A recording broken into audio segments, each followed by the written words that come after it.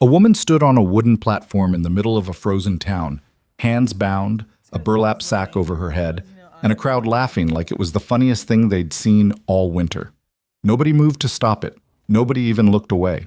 And the man who finally did step forward wasn't a lawman, a preacher, or a hero of any kind. He was a broke mountain trapper who smelled like pine smoke and bad decisions. And he was about to spend every last coin he owned on a stranger whose face he hadn't even seen yet. This is that story. If it grabs you, hit like, drop a comment with the city you're watching from. I want to see how far this one travels. Now settle in. This is going to take a while. The cold that settled over the Montana Territory in late November wasn't the kind you complained about over coffee. It was the kind that got into your bones before you even stepped outside, the kind that made horses reluctant and men stupid. It came down from the northern passes like something with a purpose, stripping the color out of everything until the world looked like it had been sketched in charcoal. Gray sky, white ground, black trees standing bare and rigid against the hills. Cole Mercer had been riding through it for 2 days. He was 34 years old, though the years hadn't been especially kind about how they'd arranged themselves on his face. There were lines around his eyes that belonged on a man 10 years older, and a jaw that sat permanently set, like he was always bracing for something. He wasn't tall in the way that made people notice, but he was built the way men get built when they spend years doing hard physical work in places where nobody's coming to help, solid through the shoulders, deliberate in the way he moved, with hands that were too rough and too scarred to belong to any life but the one he was living. He rode a gray gelding named Rook, which was a bad name for a horse, but Cole hadn't named him. He'd won the animal in a card game 2 winters ago from a man who clearly cared more about chess than horseflesh, and the name had stuck out of laziness more than anything else. The saddle behind him carried 3 weeks' worth of pelts: beaver, fox, 2 mink, along with a canvas sack of dried venison that was getting more petrified by the day, a bedroll that had seen better decades, and a rifle that was older than some of the towns he passed through. Everything about Cole Mercer suggested a man who owned exactly what he needed and nothing extra, not because he believed in simplicity as some kind of virtue, just because that was how things had ended up.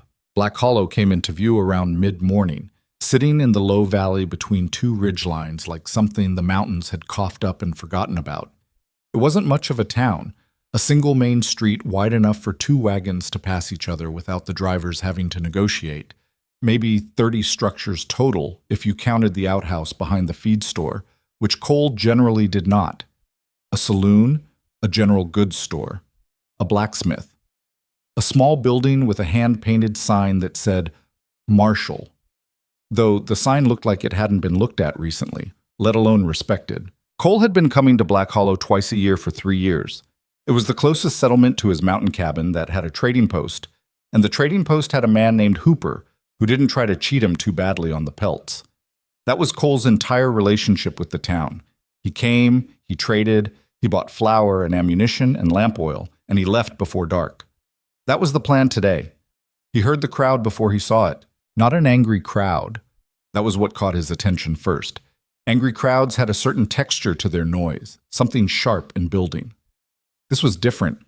This was laughter, low and mean and sustained, the kind that comes from a group of people who've agreed, without saying anything out loud, that something is funny that probably isn't. Cole guided Rook around the corner of the feed store and pulled up short. There were maybe 40 people gathered in the open area in front of the saloon, men mostly. A handful of women standing at the edges, looking somewhere between uncomfortable and resigned, a few children who hadn't been sent inside yet. They were arranged in a rough semicircle around a wooden platform that someone had nailed together recently enough that the boards still looked pale against the frozen ground. On the platform stood a woman. She was bound at the wrists, her arms in front of her, rope looped twice and knotted with the casual efficiency of someone who'd done it before. She wore a dress that was wrong for the season. Thin cotton, maybe gray or brown, hard to tell, and no coat. Her feet were bare against the wood. Over her head, pulled down to her shoulders, was a burlap grain sack, the kind normally used for oats or corn. Someone had drawn a crude face on it in charcoal. A smile, wide and mocking. 2 men stood on either side of her with their arms crossed, watching the crowd with the satisfied expressions of men who'd organized a good show. The man doing the talking stood in front of the platform like an auctioneer working a barn sale. He was heavy-set, wearing a coat that cost more than most people in the crowd earned in a month, with a voice that projected easily across the cold air and the laughter. And as you can see, gentlemen, she comes with a full set of working hands, though she's not always cooperative about using them. A wave of laughter. We ask only that the new owner have a firm hand and plenty of patience. Starting price is $30, which I'll remind you is considerably less than you'd pay for a decent mule, and I'm told she's only slightly more stubborn. More laughter. Cole sat on Rook and watched. He didn't know the woman. He couldn't see her face. He had no idea what she'd done or hadn't done, what the legal situation was, what the story behind any of this might be. He was a practical man by necessity, and a careful one by experience, and everything practical and careful in him said to walk Rook around this crowd, tie him up at the trading post, conduct his business, and leave. He watched the woman's hands. She wasn't pulling at the rope. She wasn't struggling or thrashing or trying to make herself small. Her bound hands hung in front of her at waist height, and they were completely, utterly still, like she'd made a decision somewhere private and was holding to it with everything she had. Like the only thing she had left was refusing to give them the reaction they wanted. Cole had known exactly one person who could hold themselves that still under that kind of pressure. His wife, Margaret, in the last weeks before the sickness took her. She'd had that same quality, that deliberate stillness that wasn't resignation, but was something tougher than that. The decision to remain yourself when everything around you is trying to take that from you. He didn't think about Margaret very often anymore. He'd worked hard at that. "Do I hear 35? The auctioneer called. Cole dismounted. He tied Rook to a post at the edge of the crowd and pushed through the gathered men, not gently. A few turned to look at him with the irritated expressions of people whose entertainment has been interrupted, and Cole looked back at them with an expression that ended the conversation before it started. He came out at the front of the crowd, about 15 feet from the platform, and stood there for a moment reading the situation with the same attention he gave to fresh tracks in snow. What's here? Where did it come from? What's it likely to do next? The auctioneer was still going. The two men flanking the woman looked bored and cold. The woman herself hadn't moved. Cole looked at the man to his left, a local rancher named Dutton, whose sheep he'd helped pull out of a gully the previous spring, and said quietly, "What is this?" Dutton had the grace to look slightly uncomfortable. "Victor Granger's business. The woman's under contract to his ranch. She ran. He's selling the contract." "Selling the contract," Cole repeated. "It's legal. Marshall checked it." "Where's the marshal now?" Dutton nodded toward the edge of the crowd. Cole found him. A lean man in his 40s with a federal badge on his coat, standing with his arms folded and his eyes on something across the street, actively choosing not to look at what was happening in front of him. "And nobody said anything," Cole said. It wasn't really a question. Dutton didn't answer. Cole looked back at the platform, at the woman standing in bare feet on frozen wood with a sack over her head and her hands held still. He did a rough calculation in his head. He had $63 in his coat, the result of 2 months of trapping, skinning, and carrying pelts down a mountain that didn't particularly want to be descended. He'd been planning to spend 40 of it on supplies and keep the rest against winter expenses that always came up when you lived alone at altitude. He needed the flour. He needed the ammunition more. The lamp oil was probably going to run out by February. He thought about all of that for about 4 seconds. Then he walked to the front of the platform and raised his hand. $40, he said. The auctioneer broke off mid-sentence and looked at him. So did most of the crowd. The two men flanking the woman straightened slightly. "We have $40, the auctioneer said, recovering quickly. He had the professional cheerfulness of someone who got paid by the transaction. "Do I hear 45? $40, Cole said again, "and I'm done bidding after that. Take it, or we're all wasting time in the cold." There was a pause. The auctioneer looked off to his right, toward a man standing just at the edge of the gathered crowd who Cole hadn't noticed before. Tall, silver-haired, with the kind of stillness that came from being accustomed to having things go the way he wanted them to. The man gave a small nod. $40, sold, the auctioneer said. The crowd made a sound that was part disappointed, part amused, and Cole walked to the platform steps and counted out 2 20s from his coat pocket onto the auctioneer's waiting palm. Os. They cut the rope at her wrists. Cole took the burlap sack off her head himself, gripping the bottom and lifting it straight up, and found himself looking at a woman who was probably 30, maybe a year or two either side, with dark hair that had mostly come loose from whatever it had been pinned in and was hanging across her face in matted strands. She had dark eyes, not brown, something stranger than brown, amber maybe, or a color that didn't have a simple name, and a scar that ran from the outer corner of her left eye down across her cheekbone and faded toward her jaw. Not fresh, but not old enough to be fully silver. A few years, maybe. She looked at him. He'd expected something. Gratitude, relief, fear, fury. Any of the things people usually had on their faces when something had just happened to them. What he got was an assessment. She looked at him the way he'd looked at the crowd, reading it, cataloging it, deciding what it meant, and what she was going to do with what it meant. "I'm Cole Mercer," he said. She held his gaze for another moment, then, "I know who you are." Her voice was low, rougher than he'd expected, like someone who hadn't been drinking enough water. "You're the trapper from the Northern Ridge. Hooper talks about you." "All right." "You shouldn't have done that." "Probably not." She glanced at the crowd, which was starting to break up now that the entertainment had concluded. Then at the silver-haired man at the edge of it, who was watching them both with an expression Cole couldn't quite read. Her jaw tightened slightly. "That's Victor Granger," she said quietly. "He let you buy me because he thinks he can take me back whenever he wants. This doesn't end here." "I didn't think it did," Cole said. "Do you have boots?" She blinked. "What?" "Boots. Your feet are bare. It's about 20 degrees. She looked down at her own feet as if she'd somehow not been aware of them, then back up at him. "They took them." Cole turned and found the nearest man from Granger's crew, one of the two who'd stood on the platform, and said, "Her boots." The man was maybe 25, with a look on his face like he wasn't sure if this new situation had changed who he was supposed to take orders from. He looked past Cole toward Granger. "Her boots," Cole said again. And this time there wasn't anything in his voice but the word, delivered in a way that left very little room for interpretation.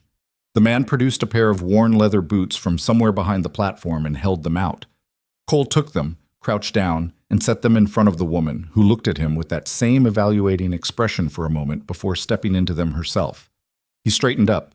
"I've got a horse and a mule," he said. "You can ride the mule. My cabin's about 4 hours north." "In this weather, it'll be 5, she said. "Fine, 5 hours." She looked at him again, that searching, cataloging look. "Why did you do it?" "I don't entirely know," Cole said. "Does it matter right now?" A pause. She looked at her own wrists, at the faint red marks where the rope had been, then at the crowd, at Granger still watching from the edge of it, at the frozen ground and the gray sky, and the smoking chimneys of a town that had stood around and watched. "No," she said. "I suppose it doesn't." Her name was Evelyn Voss. She told him that about an hour outside of town, when the last visible rooftop had disappeared behind a tree line and they were climbing the first real grade toward the mountain passes, Rook's breath making small white clouds in the cold air, the mule, whose name was genuinely just Mule, because Cole was consistent in his indifference to naming things, plodding along with the philosophical patience of an animal that had made its peace with its circumstances. Evelyn rode with her back straight and her eyes forward, the thin dress inadequate for the temperature, Cole's spare canvas coat over her shoulders, several sizes too large and hanging nearly to her knees. She hadn't complained about the cold. She hadn't asked where they were going exactly, or what the plan was, or any of the things he might have expected. She just rode. "Evelyn Voss," he said, repeating it back to fix it. "My father's name was Voss. My mother I don't remember." "Just checking I had it." A stretch of silence. The wind pushed at them from the northwest, carrying the smell of incoming snow. "You should know that Victor Granger isn't going to leave this alone," she said. "He's not the kind of man who accepts that something he considers his is no longer his, even if the transaction was legal, even if he agreed to it."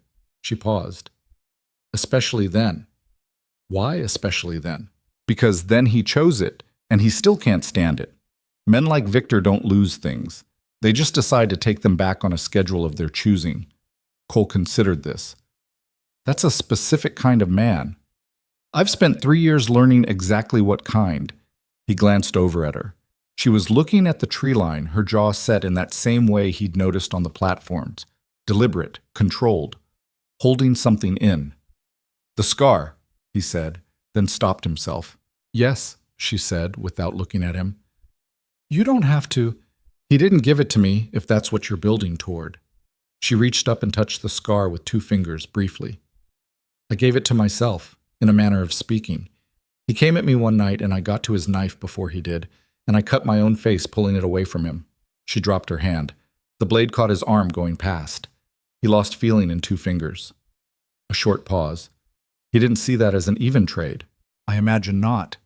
I was trying to get away, not defend myself.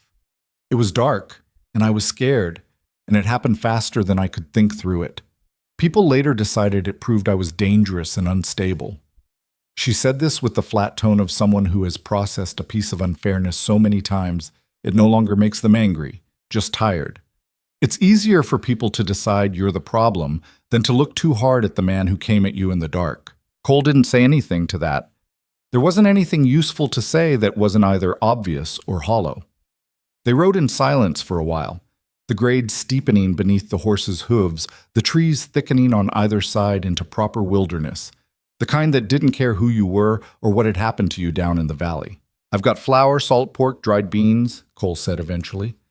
Coffee. Enough lamp oil for a couple months. I can feed you for the winter without it being a problem. She turned to look at him then. Really look at him, the way she'd done on the platform. You're inviting me to stay. I'm informing you of the inventory so you can make a decision. And what do you want in return? The question wasn't accusatory.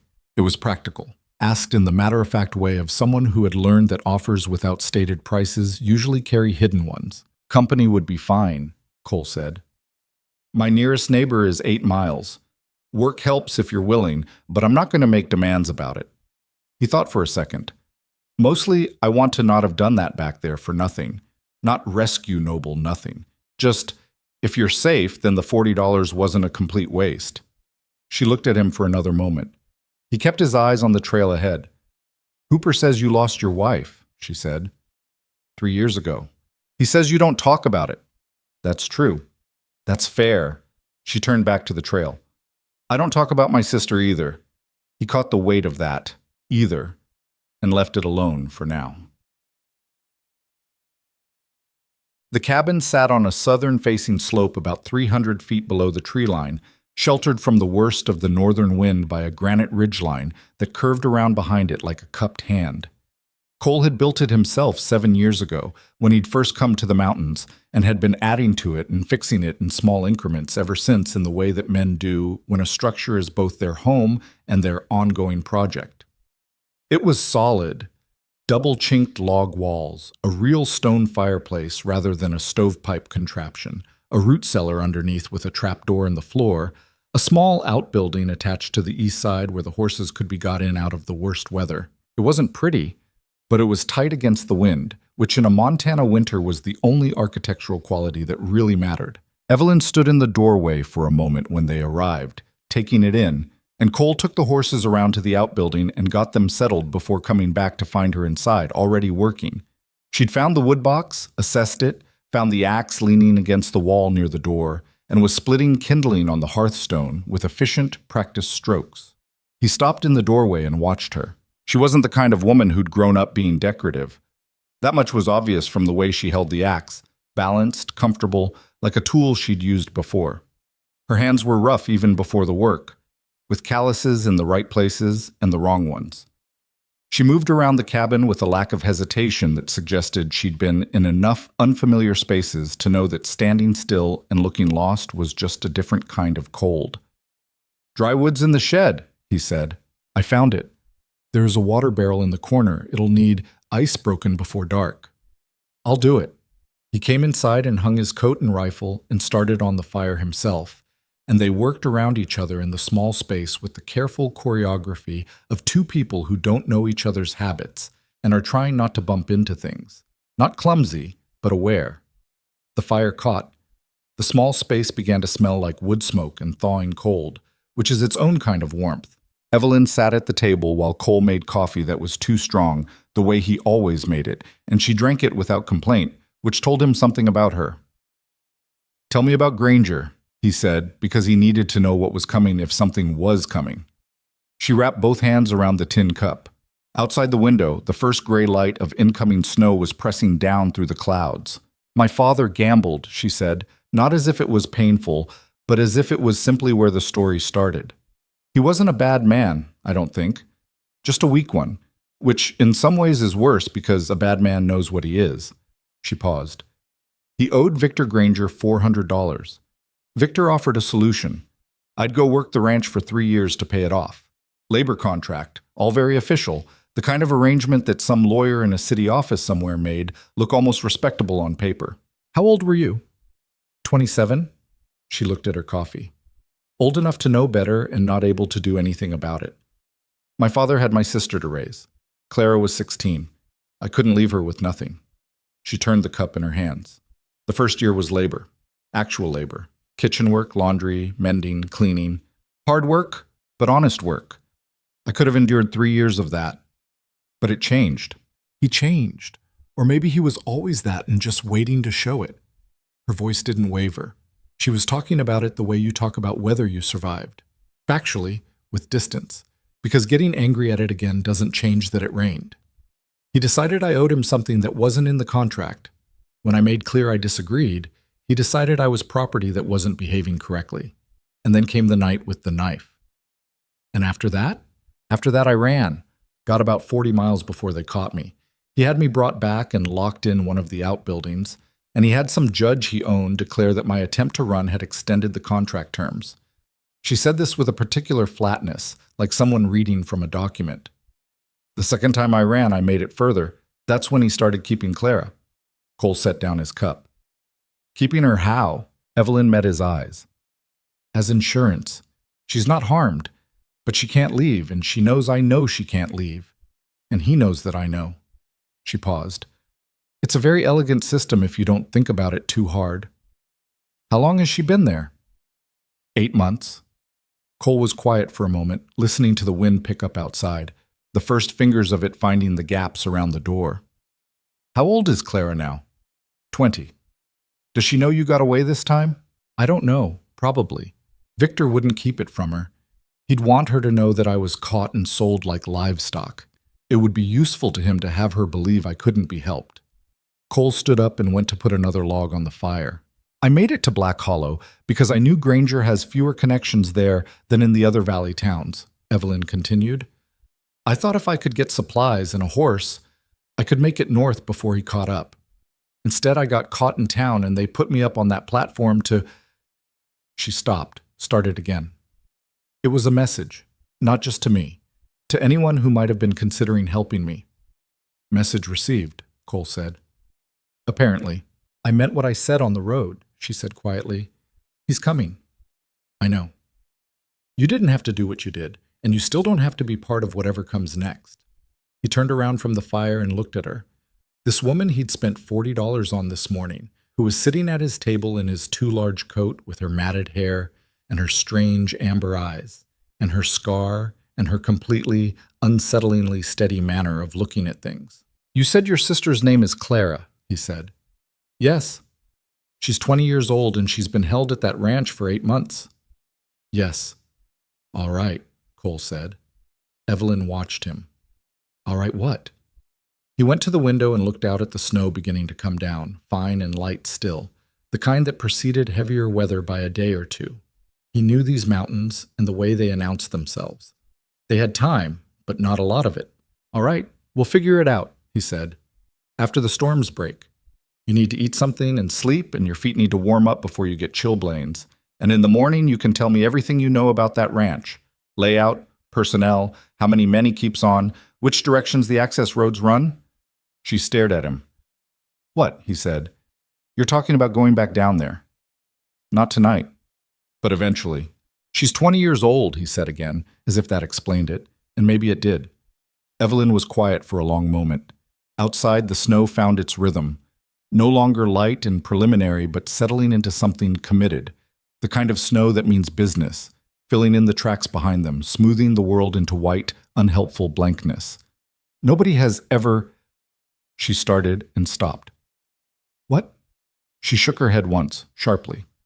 Nothing. Eat something, Cole said. I've got salt pork, au pain.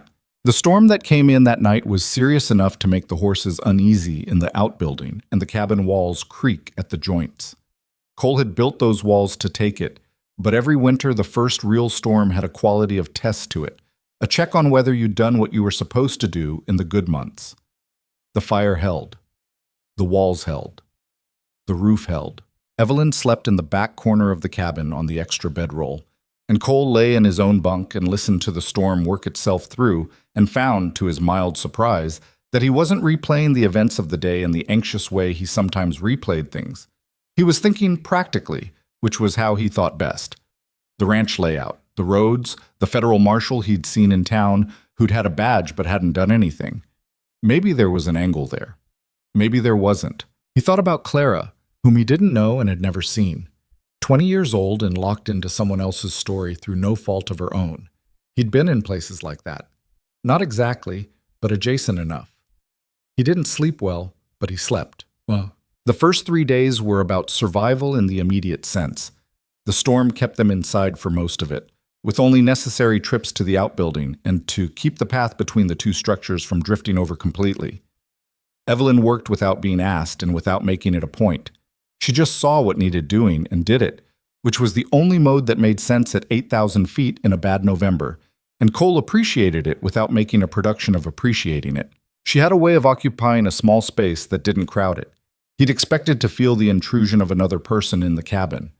He'd lived alone for 3 years and had, he supposed, organized his solitude around himself in the way that solitude does after long enough. He found instead that she moved around the edges of things, settled into corners, asked before she touched what wasn't hers.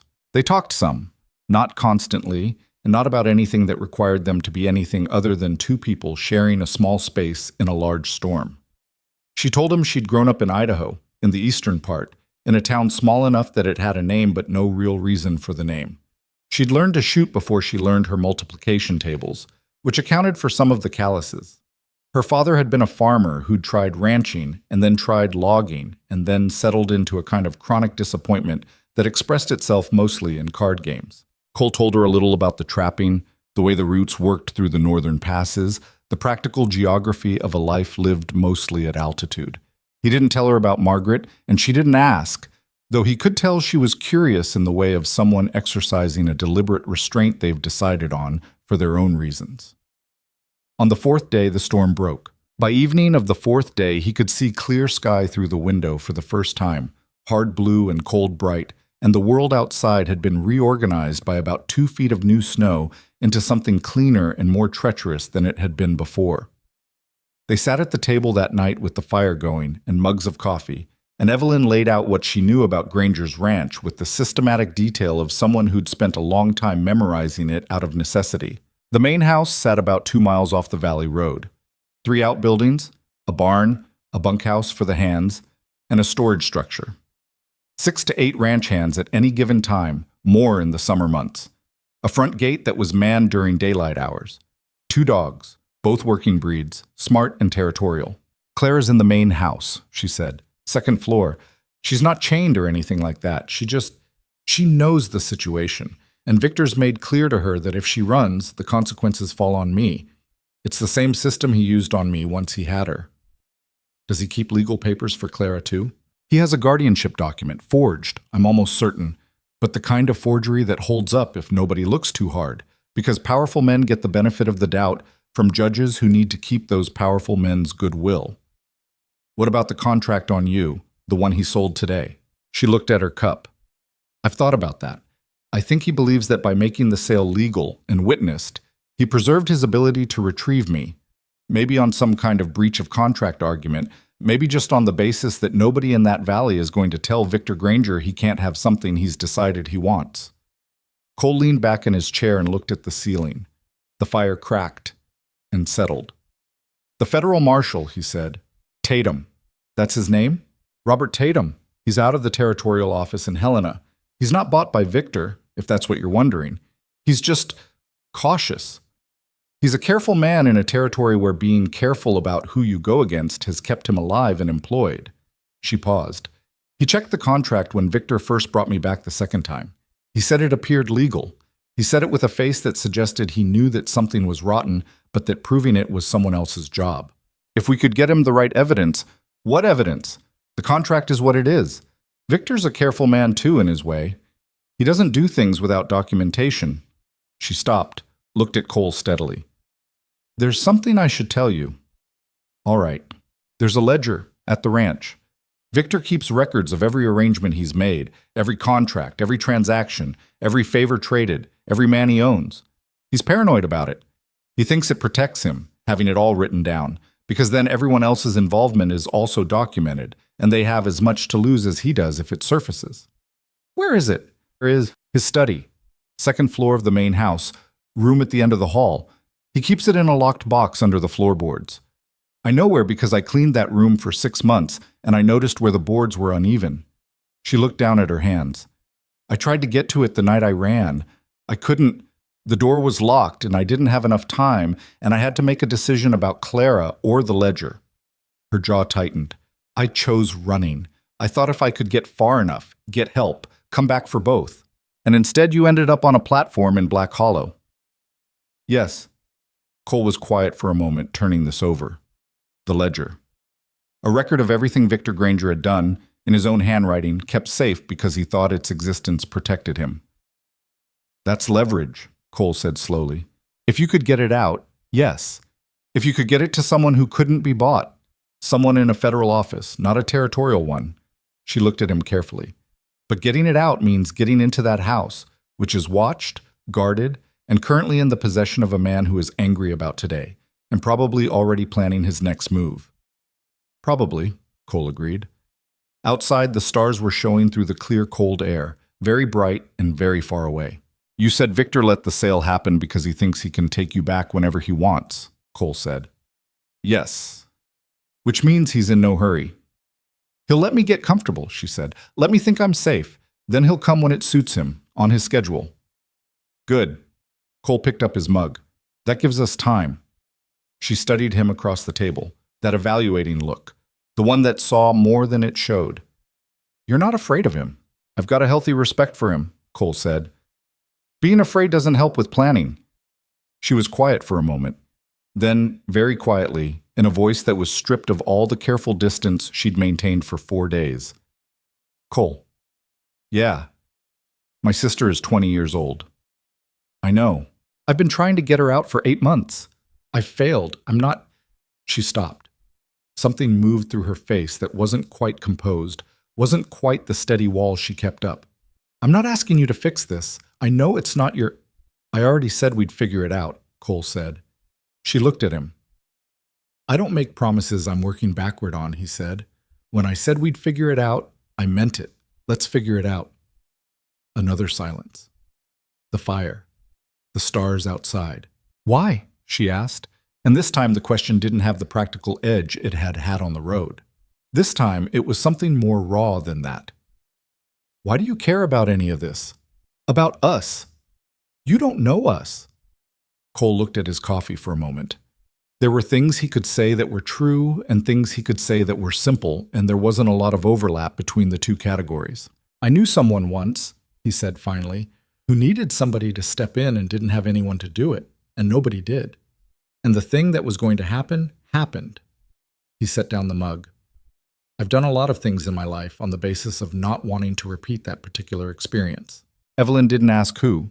She understood, in the way she seemed to understand things, quietly, without making a production of it, filing it away alongside everything else she knew about a man she was still in the process of learning. All right, she said, which was his word. And when she said it, there was something in it that hadn't been there before. Not gratitude exactly. She wasn't the kind of woman who wore gratitude on the outside. Something more like decision, like the moment a person stops waiting to see what happens and starts being part of what happens. The storm was done. The snow was down. The sky was clear.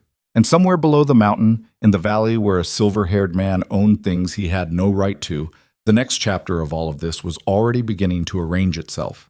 Cole put another log on the fire and told himself to sleep while he could. The days that followed the storm settled into a rhythm that neither of them planned and neither of them talked about, which was maybe why it worked. Cole was up before dawn out of habit. Trapping schedules don't care about weather or mood or how poorly you slept. And he'd have coffee on, and the fire built back up by the time Evelyn stirred. She was a light sleeper. He'd noticed that in the first days of the storm, the way she came awake at sounds he'd long since stopped registering. The creak of a settling beam, a branch dropping snow outside, the wind finding a gap somewhere in the eave. She never made a production of it.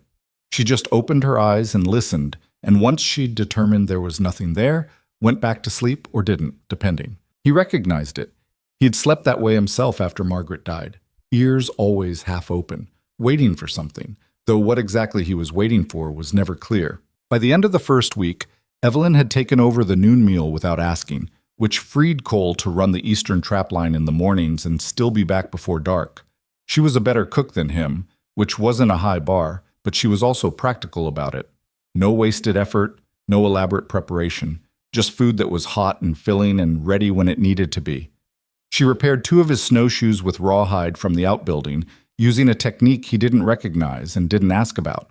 She sharpened his skinning knives on the whetstone by the door, which he'd been meaning to do for 2 weeks. She didn't do any of this to ingratiate herself. She did it because she was a person who saw what needed doing and couldn't stand to leave it undone. That was something he understood. What she didn't do, in those first days after the storm, was relax. He saw it most clearly in the evenings, when the work was done and there was nothing left but the fire and the dark outside.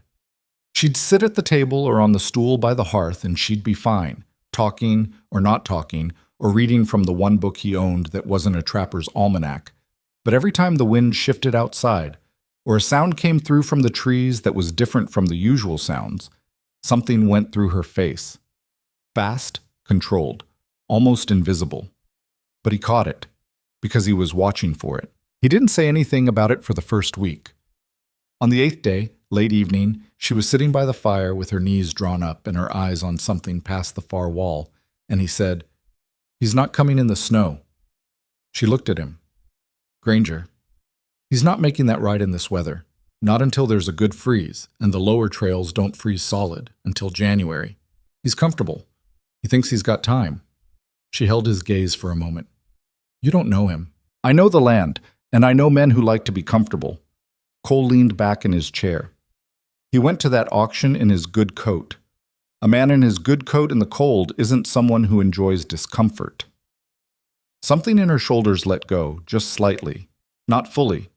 He got the impression there was nothing about Evelyn Voss that let go fully, not for a long while yet, but enough. "You noticed the coat."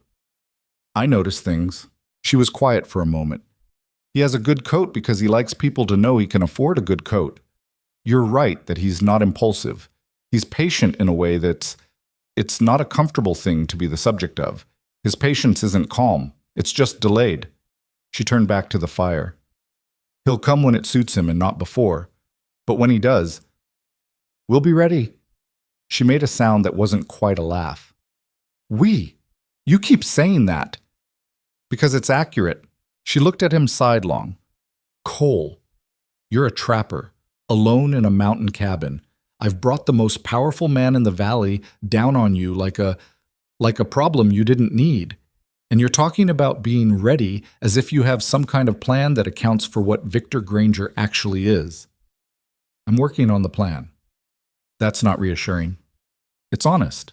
She made the not quite laugh sound again, and this time there was something almost real in it, which was the first time he'd heard that. It was about 10 days after her arrival when she told him about Clara properly. Not the outline she'd given him that first night, but the actual thing. She'd been checking a snare line with him in the late morning, moving through the snow in the pair of his old boots she'd been wearing, which were too big and stuffed with 2 pairs of wool socks to compensate. And they'd found a snare that had caught and held a rabbit, and then something larger had come along and taken the rabbit and torn up the snow around it for 10 feet in every direction. Cole crouched down and looked at the tracks. Fox probably, or a big one. "Clara used to set rabbit snares," Evelyn said. "Not to him, really, just out into the cold air. Back in Idaho, she was better at it than me. She has this patience I never had. She can just... Wait, sit with something." She paused. She's going to be okay. I tell myself that. She's smart enough to keep her head down and smart enough to know that Victor won't hurt her because she's more useful to him whole. You believe that? I believe it because I need to. She said it flatly, without self-pity, just as a fact about her own maintenance. Cole stood up from the tracks. What does she look like? Evelyn blinked, caught slightly off guard by the question. She's smaller than me, lighter hair, more brown than black. She has our father's eyes, which were gray, and she smiles more easily than I do, which our father also did. A pause. She didn't deserve any of this. She was 16 years old when I left. She was still in school. She was going to be something, a teacher maybe, or something that used the way her mind works. She reads everything she can get her hands on, and she remembers it. She could tell you the territorial census numbers from 5 years ago just because she read it once and it stuck. She sounds like someone worth going back for. She's the only thing left of my family worth anything. Evelyn pulled her coat tighter against a gust of wind. My father. After I went to the ranch, he got worse about the gambling. Victor extended his losses, bought his debts from other men. He owns my father now, too, in a different way. Her voice didn't waver. I stopped having grief about my father somewhere in the second year at the ranch. I'm not proud of it. But Clara, she stopped walking. Cole stopped too. I would do anything, she said quietly, to the snow, to the trees, to the cold, flat air of the mountain. Anything to get her out of there. He didn't tell her it was going to be fine. He'd learned, after Margaret, how useless that kind of comfort was. Instead, he said, "Then we need that ledger," and started walking again, and after a moment she followed. The ledger had been in his thinking since she'd first mentioned it. A record of everything Victor Granger had done, documented in his own hand. The contracts, the transactions, the men he'd bought, and the favors he'd traded. If it was what Evelyn described, it was the kind of thing that could bring a man like Granger down without a single shot fired, provided it got to the right people. The territorial courts were one thing, beholden to local politics and old alliances. But federal jurisdiction was different. A federal prosecutor with the right document could build a case that no amount of good coats and influential friends could derail. The problem was getting it out of a locked room in a guarded house on land owned by a man who now had personal reasons to be vigilant. They talked through it in pieces over the following days, not as a continuous planning session, but in the way that practical problems get worked through when two people are sharing a space. A thought here, a question there. A piece of information slotted into place over coffee, or while they were doing something else entirely. Cole knew the valley road from his seasonal trips to Black Hollow. He didn't know the ranch. Evelyn did. She drew it for him in the margins of the almanac, the layout committed to memory from 3 years of living inside it. The main house, the outbuildings, the gate, the position of the bunkhouse relative to the barn, the sight lines from the upstairs windows. There's a creek bed runs along the north property line, she said, tracing it with her finger. Dry in summer, but in winter it's just a depression in the snow. You can follow it in from the eastern tree line without being visible from the house until you're about 50 yards out. How far is the bunkhouse from the main house? 40 feet, maybe 50. They keep a light on in the bunkhouse until around 10, and the hands are usually in by 9. Dogs? They're kept in the barn overnight in winter. They're loud, but they're kept. She tapped the page. The study window on the second floor. I used to see a lamp in it past midnight. Victor works late. That's the real problem. The house isn't going to be empty. Clara's room? Facing east. First window on the right if you're looking up from the yard. He thought about that. Is she light sleeper or heavy? I don't know anymore. She was light when we were growing up. But 8 months in that situation, she shook her head. Fear changes how you sleep. It did. He knew that. We'd need someone inside, he said, or a reason for Victor to be somewhere else. They looked at each other across the almanac. That's harder, Cole said. Everything about this is hard. She leaned back. What I keep coming back to is the marshal, Tatum. Cole had been thinking about Tatum too. The man who had stood at the edge of the auction crowd with his arms folded and his eyes carefully aimed elsewhere. Not corrupt. Cole's read on him had been a man trying to stay on the right side of a situation he didn't have enough legal ground to resolve cleanly. That was different from a man who'd been bought. If Tatum had the ledger in his hands, what would he do with it? Cole asked. I think he'd send it to Helena, Evelyn said. Or further, he's a federal man. His allegiances go up. Not sideways, which means Victor's local influence doesn't reach him the way it reaches the county judges. She paused. But Tatum would need to believe the ledger was real, and he'd need to believe whoever brought it to him wasn't just trying to settle a grudge. He saw what happened at that auction, Cole said. He stood there and watched it. He did. That's going to sit wrong with a man who has a working conscience. She looked at him. You think he has one? I think he has one, and he doesn't like what he's been doing with it. Cole stood from the table and went to the window. The sky outside was the heavy pewter gray of incoming weather again, though this system looked lighter than the last one, a day or two rather than 4. We get Tatum up here. We tell him what you've told me. We tell him about the ledger, and we tell him about Clara. We get him on record, even just as a witness to the situation before anything else happens. Victor's not going to like us bringing in a federal marshal. Victor's not going to like most of what we do. She almost smiled at that.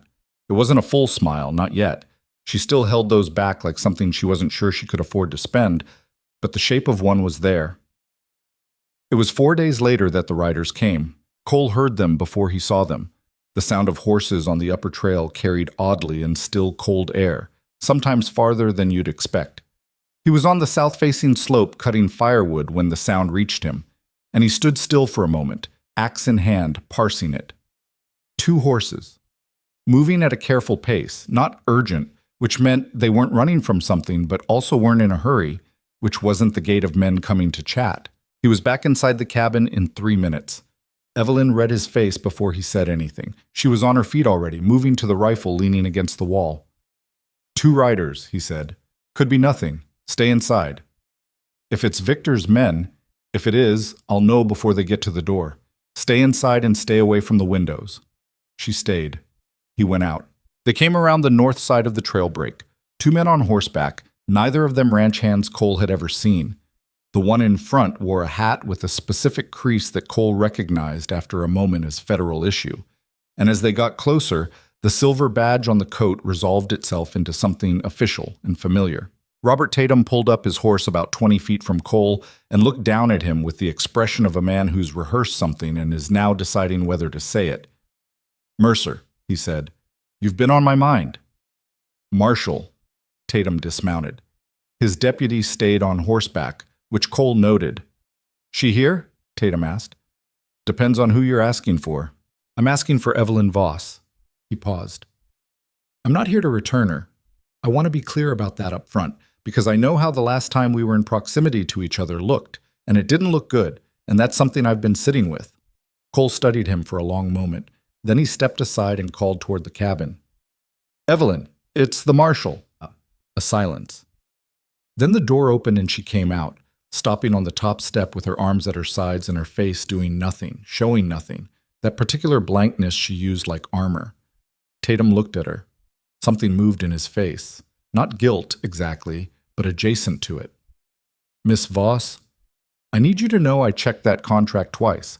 I was looking for a way out of it, and I didn't find one. He paused. That doesn't excuse me standing there and watching what happened. I know that. Are you here to apologize? She said. Or to help? I'm here because Victor Granger filed a formal complaint this morning about the unauthorized transfer of contracted labor, Tatum said. He's got lawyers moving on it in the territorial capital, and he's claiming fraud in the auction transaction. Cole felt something shift in his chest. He's trying to undo the sale. He's trying to manufacture grounds to retrieve her that are legal enough to make me do it for him. Tatum took off his hat. I'm not going to. But I need you both to understand that the legal situation is currently complicated. If he gets the right judge to sign the right paper, I'm in a position I don't want to be in. Then we need to change the legal situation, Cole said. Tatum looked at him. I'm listening. It was cold enough that they could see their breath, and nobody moved toward the cabin to have this conversation inside. Because this was the kind of conversation that needed open air around it, needed the space that a closed room didn't give. Evelyn stepped down from the step. She looked at Tatum with the evaluating look she'd turned on Cole that first day on the platform, and whatever she saw must have been enough, because she said, Granger has a ledger, a private record he keeps of every arrangement he's made, every forged contract, every bribed official, every piece of property he's taken illegally. He keeps it because he thinks it protects him. He thinks everyone else's names in it means they have as much reason to stay quiet as he does. Tatum went very still. "I know where it is," she said. "I know exactly where it is. And I know that if a federal officer were to receive it through the proper legal channels, what's in that ledger would be enough to end Victor Granger's operation entirely and free my sister from that ranch." "Where's the ledger now?" Tatum said. "Still at the ranch." A silence. A raven went over, high and indifferent, a black shape crossing the pewter sky. "That's a problem," Tatum said. "We're working on it," Cole said. Tatum looked between them, the trapper with the axe calluses and the woman with the scar, standing in the snow outside a mountain cabin at 8,000 feet, talking about dismantling the most powerful man in the valley. He put his hat back on his head. "I can give you 2 weeks," he said slowly, "before the legal situation with Granger's complaint becomes something I can't navigate around. 2 weeks before I have to respond to whatever papers he's managed to get signed." He met Cole's eyes. "I can't be involved in retrieving the ledger. You understand that." "Understood. But if someone were to bring it to my office in town with a sworn statement about its provenance—" "We understand," Evelyn said quietly. Tatum nodded. He looked at her again, and this time there was something older and more complicated in his expression, something that had nothing to do with legal procedure. "Your sister's name is Clara." "Yes. She's been listed as a voluntary resident of the Granger Ranch in the county records." He said this without inflection, but the inflection was in the pause that followed. "The filing lists a guardian's signature." Evelyn's jaw went tight. "His forgery. I told you." "I know." He held up a hand. "I know. I'm not disputing what you're telling me. I'm telling you what we're working against." He started back toward his horse. 2 weeks, Mercer." 2 weeks, Cole said. They watched the marshal and his deputy ride back down the trail until the trees took them. Then Evelyn turned to Cole, and for the first time since she'd arrived, the careful distance in her face cracked slightly. Not into tears, not into despair, but into the kind of exhausted, pressured look of someone who has been carrying something too long and can feel the weight of it more acutely now that someone else has finally acknowledged it's real. 2 weeks, she said. Yeah, he's going to come before that. Victor, he's not going to wait for the legal process. He'll file the papers to keep Tatum busy, but that's not his real plan. His real plan... She stopped. I know, Cole said. The wind came off the ridge and moved through the trees, carrying the smell of ice and pine and something else underneath it. The distant composite smell of wood smoke from the valley, carried up on the current. The valley where a man was currently writing legal documents and giving orders and making plans of his own. Cole looked at the sky, looked at the trail the marshal had just gone down, looked at the cabin he'd built with his own hands over a summer that felt like a different life. Come inside, he said. We need to rethink the timeline. She came inside. Somewhere down in the valley, the clock had already started. And that night, for the first time, Cole couldn't sleep at all. Not because of grief, not because of the old, familiar weight of what he'd lost, but because of something he hadn't felt in 3 years.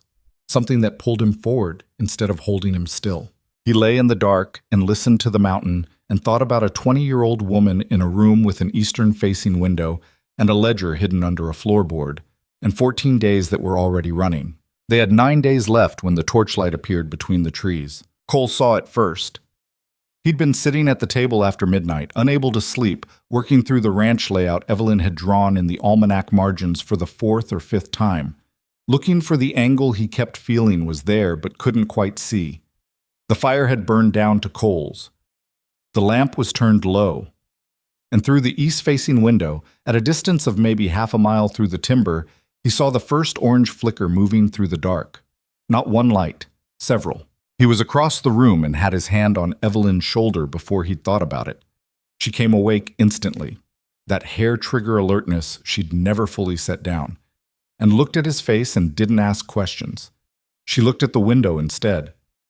How many? She said quietly. Can't count them yet. Moving this way. He was already pulling on his coat, his boots. Get dressed. Everything you want to keep, you carry. The rifle. Take it. Take both revolvers from the chest, top drawer. She was already moving. He went to the door and opened it a crack, and the cold came in hard, and with it carried on the still mountain air the sound of horses. More than two, more than four. He shut the door. "They're not trying to be quiet," he said. "Victor wants us to know he's coming." Evelyn had both revolvers and was checking the loads with hands that were quick and steady, not trembling. Her face was the color of the whitewashed wall behind her. Not fear, but the particular pallor that comes from adrenaline hitting a system that was already running tight. "He's sending a message," she said. "He wants us to run so he can say we fled." "He's sending more than a message." Cole looked at the window again. The lights were closer now, spreading out as they came, which meant they were fanning into a line. "He's going to surround the cabin." How many men does he need to bring to feel safe doing this? Cole had been calculating. 6 lights at minimum, maybe 8, spread across that much ground. Plus Victor himself, who wouldn't be carrying a torch. He'd be behind them, staying comfortable and clean while other men did the work. "Enough," he said. She handed him one of the revolvers and held his gaze for just a moment. There was something in her expression that wasn't resignation and wasn't bravado. Something harder and more specific than either. The look of a person who has decided that whatever happens next, they are not going to make it easy. "There's something I didn't tell you," Cole said. She waited. "When I built this cabin, the winter after Margaret died," he paused, not for sentiment, but because he was choosing the words that mattered.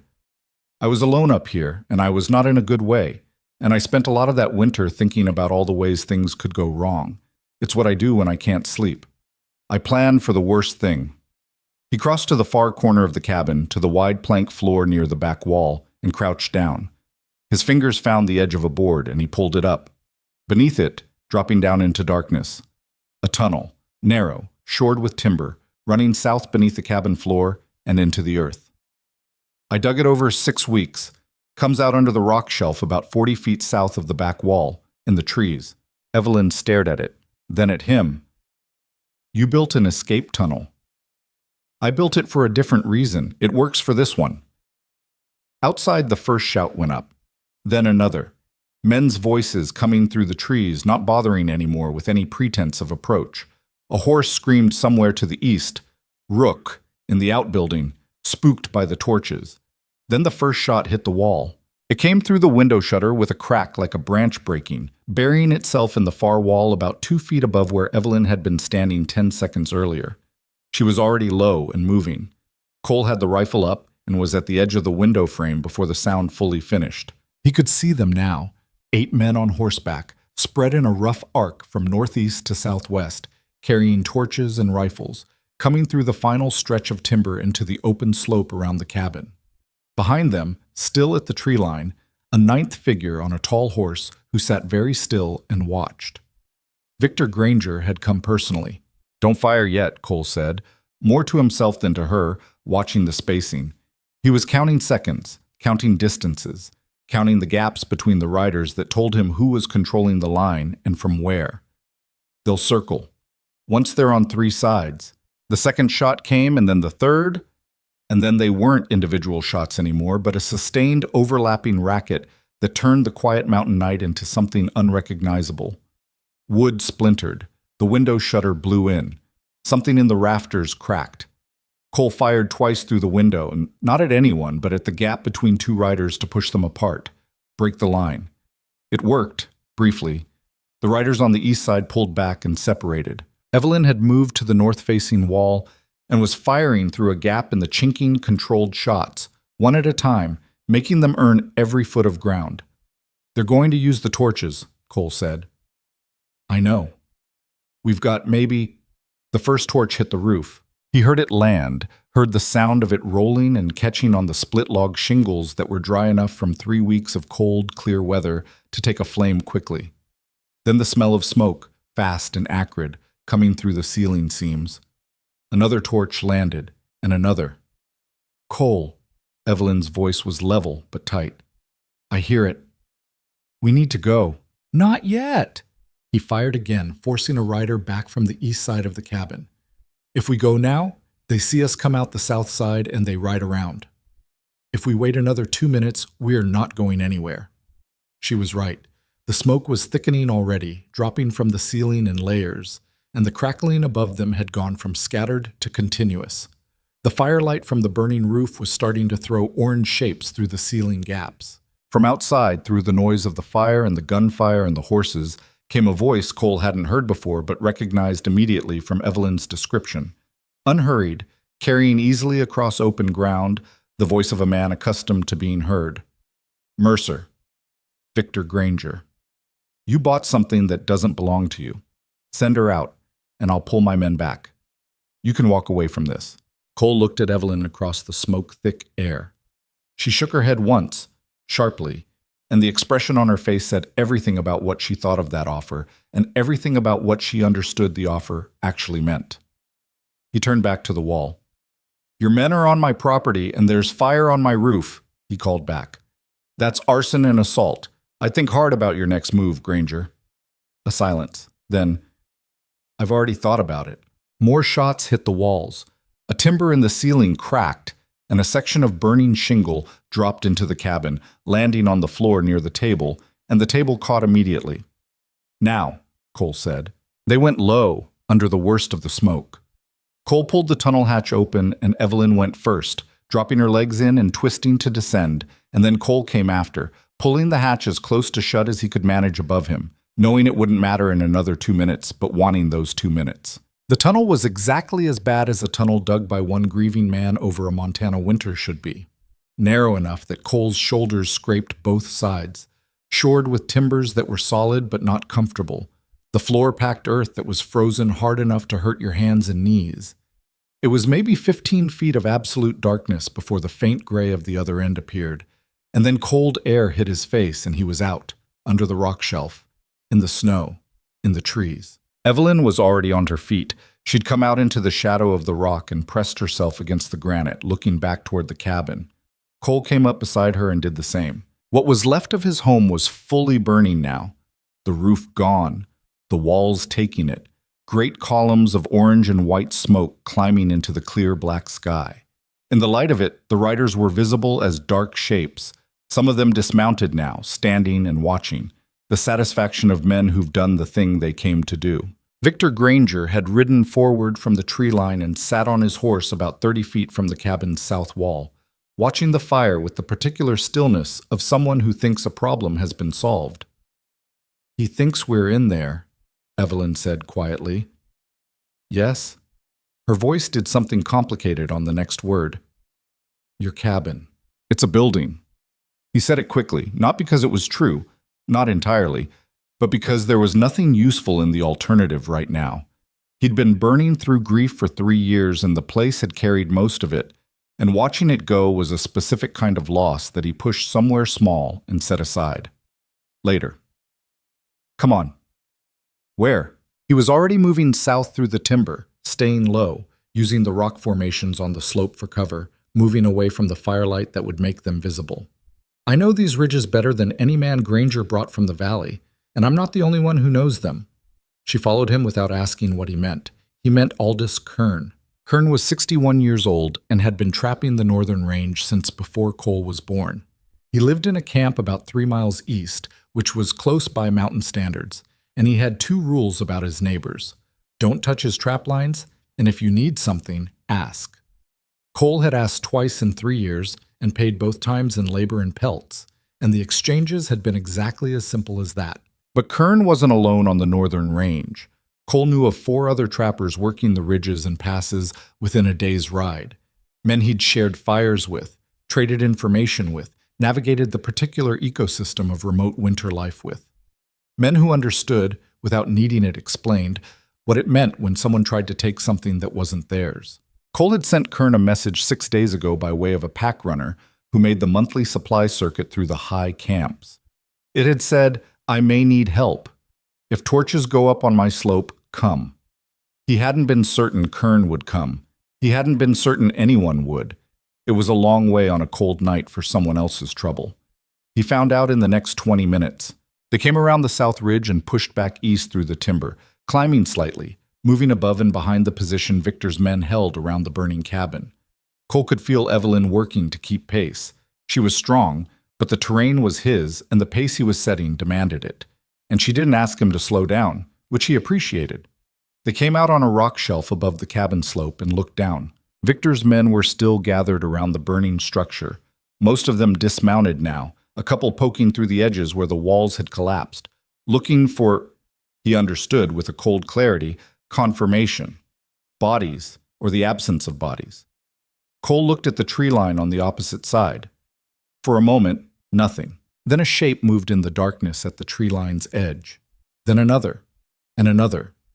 Stepping out of the shadows with rifles raised, spreading along the tree line in the deliberate, unhurried way of men who are not afraid of being seen, because being seen is exactly the point. Aldous Kern's voice carried across the slope, rough and carrying. The voice of a man who'd spent 40 years talking to mountains. You boys are on the wrong side of a lot of guns right now. I'd think on that before anyone does something that makes the paperwork complicated. The effect on Victor's men was immediate and visible even from Cole's position above them. The rigid, caught in the open freezing of men who thought they had the numbers and have just discovered they don't. Several hands went up instinctively. Rifles dipped. The man nearest Victor's horse took 2 steps sideways that had no strategic value and only communicated that he was scared. Cole started down the slope. Evelyn came with him, and as they came out of the timber onto the upper edge of the open ground, Cole saw the exact moment Victor Granger processed what had happened. That the cabin had burned, his men had surrounded it, they'd celebrated, and now they were encircled by men with rifles, and the 2 people who were supposed to be dead were walking toward him through the snow. Victor's face, in this firelight, was not the face of a man receiving a reasonable reversal of fortune. It was the face of a man who does not experience the world as a place that can do this to him, that categorically cannot, in the deep certainty of someone whose whole life has confirmed the opposite. It was the face of a man encountering a reality he hadn't budgeted for. He looked different from how Cole had expected. Smaller, maybe. The good coat was still there, still expensive, but on horseback in the firelight of a burning cabin surrounded by men he didn't pay. It looked like a costume. From the opposite tree line, Marshal Tatum walked his horse forward into the light. Cole hadn't told Evelyn about this part because he hadn't been sure of it himself. He'd sent Kern a second message 3 days ago asking him to ride to Black Hollow and find Tatum, and he hadn't heard back, and the whole plan had been contingent on a 61-year-old mountain man deciding a federal marshal was someone worth talking to on a cold night. Evelyn made a sound beside him that was involuntary, a short intake of breath. Tatum stopped his horse about 15 feet from Victor's position. He had his badge visible and his weapon holstered, which was deliberate and communicated something specific about what he was willing to do legally and what he was willing to do otherwise. Victor Granger, Tatum said, you've got a burning structure, a property owner who's standing right there and says he didn't consent to it, and about 10 witnesses to a scene that looks a lot like arson and attempted murder. He paused. I'd recommend a very careful set of next words. Victor looked at Cole. Cole looked back at him. There was a long moment where the mountain was very quiet, except for the fire working through what remained of the cabin walls. The smoke went straight up into the cold, clear air, and the stars above it were indifferent and brilliant. You have no idea what you're involved in, Victor said to Cole. His voice was still steady. He was a man with a great deal of practice at controlling himself when things weren't going his way. This woman is under legal contract. The documents are filed. You've helped her violate that contract, and the contract is fraudulent, Evelyn said. She stepped forward into the space between Cole and Tatum's horse, and her voice in the cold air was absolutely level. Not trembling, not loud, just present and specific in the way that something true is always more present than something constructed. The contract that Victor Granger filed is fraudulent, and I can prove it, she said. And every other contract, bribe, forged document, and a legal arrangement he's made in the past decade is written down in his own hand in a ledger he keeps under the floorboards of his study. She looked at Victor directly. He told me once that documentation protects everyone involved. He was right. It's going to protect me and my sister considerably. Something moved through Victor Granger's face, something that wasn't fear exactly, but was fear's first cousin. Get that ledger, Tatum said quietly, mostly to himself, and then to his deputy. Nobody moves. Cole watched Victor's hand drop to the gun at his hip. He saw it coming the way he sometimes saw the exact moment an animal decided to bolt, a shift in the weight, a tightening in the shoulder. The decision made somewhere private, and already moving toward the body before the mind had finished the thought. Cole fired. The shot was low and deliberate, catching Victor in the right shoulder and spinning him backward off the horse into the snow, and the sound of it bounced off the granite ridge and came back twice before it finished. Victor Granger hit the ground and lay there, which was not something he had ever done in his life. The horse bolted sideways and one of his men lunged for the reins on instinct and missed. For one held breath, nothing else happened. The whole scene, the burning cabin, the men with their hands half raised, the trappers at the tree line, Tatum on his horse, Evelyn standing in the snow, all of it locked still in the firelight like a painting of itself. Then Victor's remaining men began, one by one, to set their weapons down. Cole stood where he was, smoke drifting past him from the ruins of the home he'd built with his own hands, and he watched the most powerful man in the valley lying in the snow, cradling a shoulder that would heal but would never be the same. And he felt a tiredness so deep it was almost peaceful. The kind of tired that comes after something is finally over. Beside him, Evelyn was very still. He looked at her. Her eyes were on Victor. Not with satisfaction, not with triumph, but with something that looked more like the moment you put down a weight you've been carrying so long. You'd forgotten the feeling of your own hands without it. Tatum was already off his horse, already managing the scene with the competence of a man who'd found his footing again after a long time on unsteady ground. His deputy was moving through the surrendered men, collecting weapons. Kern and the other trappers held the perimeter with the patience of men who worked in conditions that required patience as a survival skill. The cabin's east wall came down in a slow collapse of burning timber, throwing a last great gout of sparks into the cold air, and the sparks rose and scattered and went dark one by one against the black sky, and then it was quiet. Cole looked at what was left of his home, 7 years of work. The fireplace he'd set himself stone by stone. The table he'd built from timber he'd milled by hand. The bunk he'd slept in through 3 years of grief and slow recovery. The root cellar with its methodical stores. The extra bedroll Evelyn had been sleeping on. All of it, reduced to orange coals and gray ash and the smell of ruin in cold air. Evelyn turned to him. She opened her mouth and he could see the apology forming there, the one she'd been holding back since the first day. The one she'd warned him about on the road from Black Hollow when she'd said he had no idea what kind of trouble he'd invited. "Don't," he said. She stopped. "Not tonight," he said. "There's nothing useful in it tonight." She looked at him for a long moment, and something in her face shifted. The armor holding, but differently now. Not to keep him out, just to keep herself upright a little longer. "Clara," she said. "We know where she is," Cole said. "We know what we need to get." Tatum came up beside them, his breath making clouds in the cold air. He looked at the ruins of the cabin. He looked at Victor being helped to his feet by his deputy, face gray, coat dark with blood at the shoulder. He looked at Cole. "This is going to require a significant amount of paperwork," he said. "I imagine so," Cole said. "That ledger." Tatum said it quietly, like something he was reminding himself of.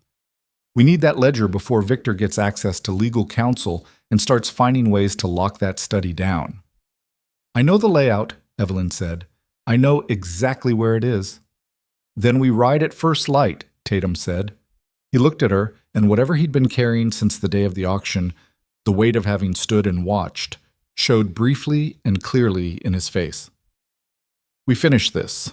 The fire behind them guttered and settled, and the mountain held its cold silence the way it always did.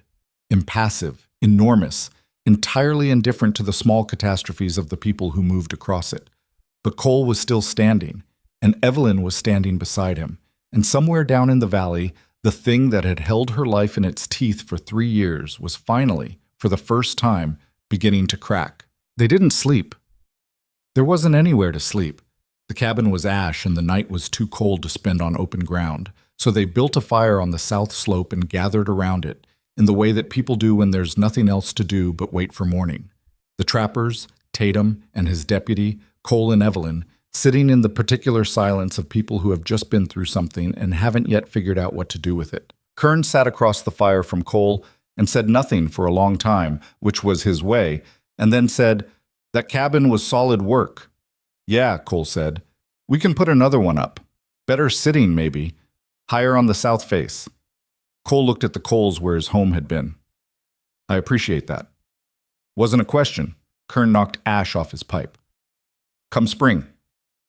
That was the whole conversation. It was enough.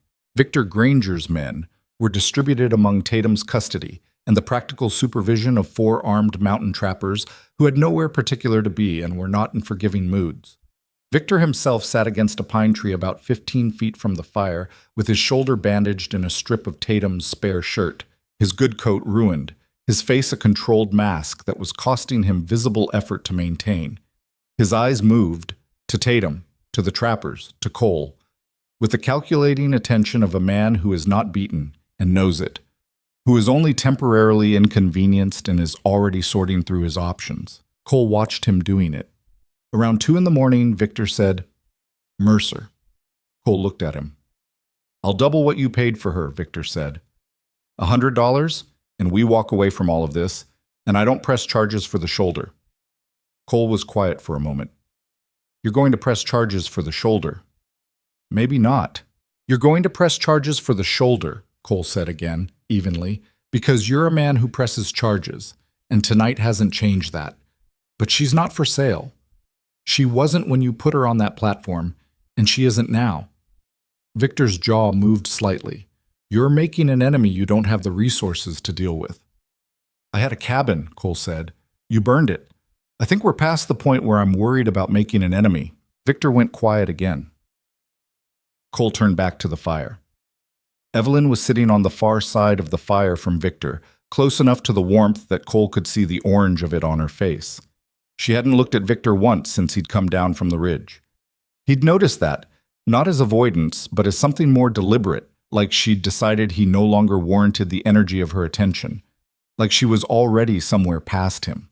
"Try to rest," Cole said quietly, coming to sit beside her. "I can't." "I know. Try anyway." She looked sideways at him. "You're one to talk." She nodded toward Victor. "You're watching him." "Somebody should." "Tatum has men for that." "Tatum's men have been awake as long as we have." He paused.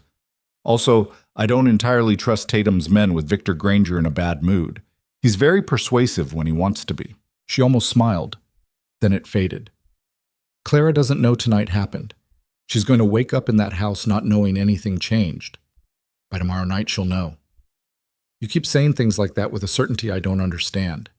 "It's not certainty," Cole said. "It's just... the alternative isn't useful." She was quiet for a moment. The fire cracked and settled. Somewhere above them in the timber, an owl worked the dark in absolute silence. "I used to do that," she said quietly. "Before Victor, before any of this. I used to just assume things would work out. Not because I had evidence, just because I hadn't learned not to yet." She looked at her hands. "That goes away. After enough time in a situation like that, your brain stops being able to picture the other side of it. You can't see past it anymore. You know there might be something beyond it, conceptually, but you can't see it." She paused. "The last few weeks up here, I've started to be able to see it a little, which is terrifying in its own way, because if I let myself see it and then it doesn't, it's going to," Cole said. She looked at him. "You can't know that." "No," he admitted. "But I'm not going to sit here and tell you otherwise." She held his gaze for a long moment in the firelight and then looked back at the coals. And after a while her eyes closed and her breathing evened out and she slept, sitting upright against the pine behind her, which was exactly as uncomfortable as it sounds, and exactly what exhaustion does when it finally wins. Cole watched her sleep for a moment and then looked back at the fire and at Victor beyond it, and thought about the morning. They rode at first light. Tatum organized it with the efficiency of a man who understood that the window they had was narrow and getting narrower. Victor's lawyers were somewhere in the territorial capital, and the moment word reached them that their client had been shot and arrested on a mountain outside Black Hollow, they'd be moving. The legal machinery Victor had spent years building and greasing was going to start turning against them as soon as anyone with authority and a briefcase got involved. The ledger had to be in federal hands before that happened. They left Victor under Kern's supervision, a situation Victor found visibly offensive, which gave Kern a quiet satisfaction he didn't bother to hide, and rode south toward the valley with Tatum and his deputy, Cole, Evelyn, and 2 of the trappers who'd decided the morning's business was worth seeing through. The ride down took 2 hours. The trails were snow-packed but manageable in the early morning light, and Evelyn rode without speaking, which Cole recognized now as her thinking face, the inward cataloging attention she turned on problems when she was working them through. He left her to it. As the elevation dropped, the snow thinned and the valley opened up around them. The Granger Ranch visible in the distance with its outbuildings and its main house and the bare winter fields spreading out on all sides. It looked peaceful in the pale morning light. It looked like exactly what it had always presented itself as, a prosperous operation run by a successful man. Cole had grown up around enough surfaces to know what they hid. Tatum pulled up when they reached the fence line and said to Evelyn, "Walk me through it again, every step." She did, precise and measured, the same way she'd told it to Cole over the almanac, the creek bed along the north property line, the sight lines from the upstairs windows, the study at the end of the second-floor hall, the uneven floorboards near the west wall. "The hands," Tatum said. "How many and where will they be at this hour? 6, maybe 7. Breakfast is at 7, so most of them will be in the bunkhouse or the cookhouse right now." She paused. "The ones Victor trusts most, Driscoll and a man named Hayes. They'll know Victor didn't come back last night. They'll be on edge." "Hayes," Tatum said. "Big man? Broken nose?" "Yes." "I know Hayes. He's got a warrant outstanding in Chouteau County." Tatum looked at his deputy. "Handle Hayes first." The deputy nodded like a man who'd handled Hayes before and was not excited about doing it again. They came through the front gate without ceremony, Tatum in front with his badge visible, which was a legal and practical statement simultaneously. Two of the ranch hands who were crossing the yard froze when they saw the party, did the rapid calculation of what it meant, and neither of them moved for their guns. That was the right decision. Driscoll came out of the bunkhouse at the sound of horses, saw Tatum, saw Cole, and looked around for Victor with the confused expression of a man who's supposed to be backed up and can't find the backup. "Where's Mr. Granger?" "Mr. Granger is currently on a mountain outside town with a bandaged shoulder and a serious legal problem," Tatum said. "I need everyone in this yard standing still. I need the main house unlocked. And I need to know where Clara Voss is." Driscoll's eyes went to Evelyn. Something moved in his face. Surprise, maybe, or something more complicated than surprise. He'd seen her put on that platform, Cole guessed. He'd watched.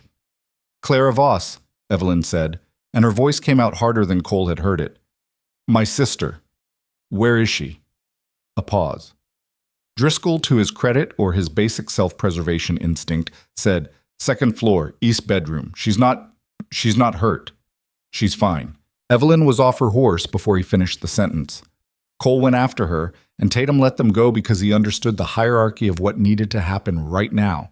And what needed to happen right now was a 20-year-old woman finding out her sister was alive and standing in front of her. The main house was substantial, the entrance hall paneled in dark wood, a formal parlor off to the left, a staircase rising to the second floor.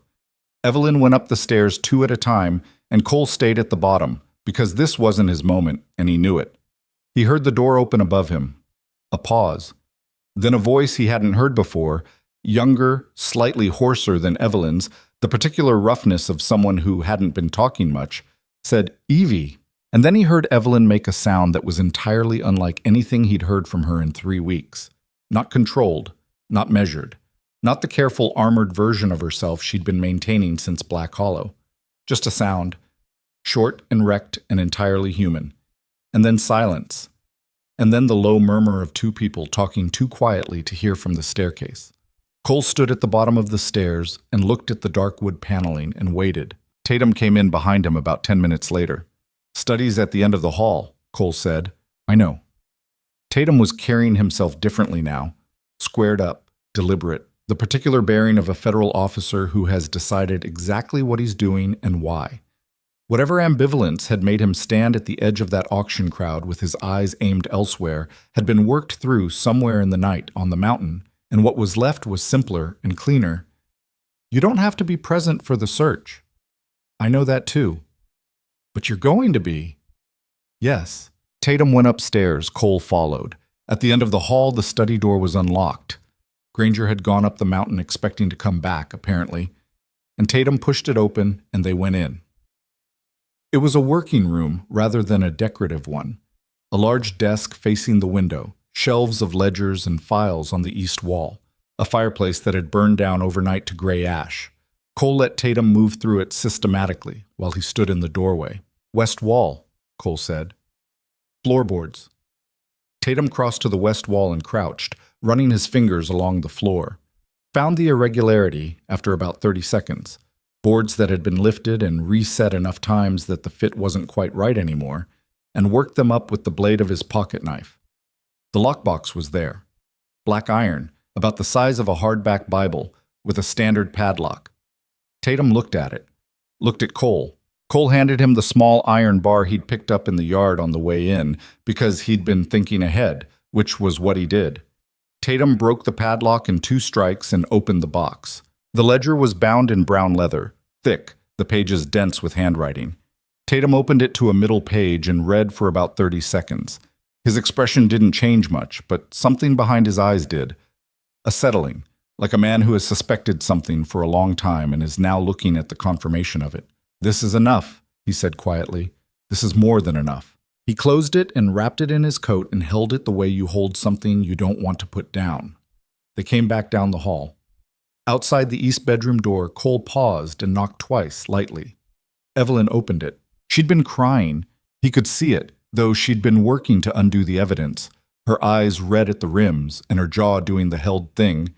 And behind her, sitting on the edge of the bed, was a young woman with brown hair and gray eyes, and Victor Granger's name on a forged piece of paper that was now the least important document in the territory. Clara Voss looked at Cole with the cautious, measuring expression of someone who has learned the hard way that new faces in this house don't usually mean good news. She looked at her sister.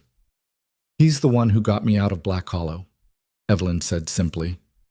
Clara looked at Cole for another moment. Then she said, "Is Victor coming back?" "Not in a way that's going to matter," Cole said.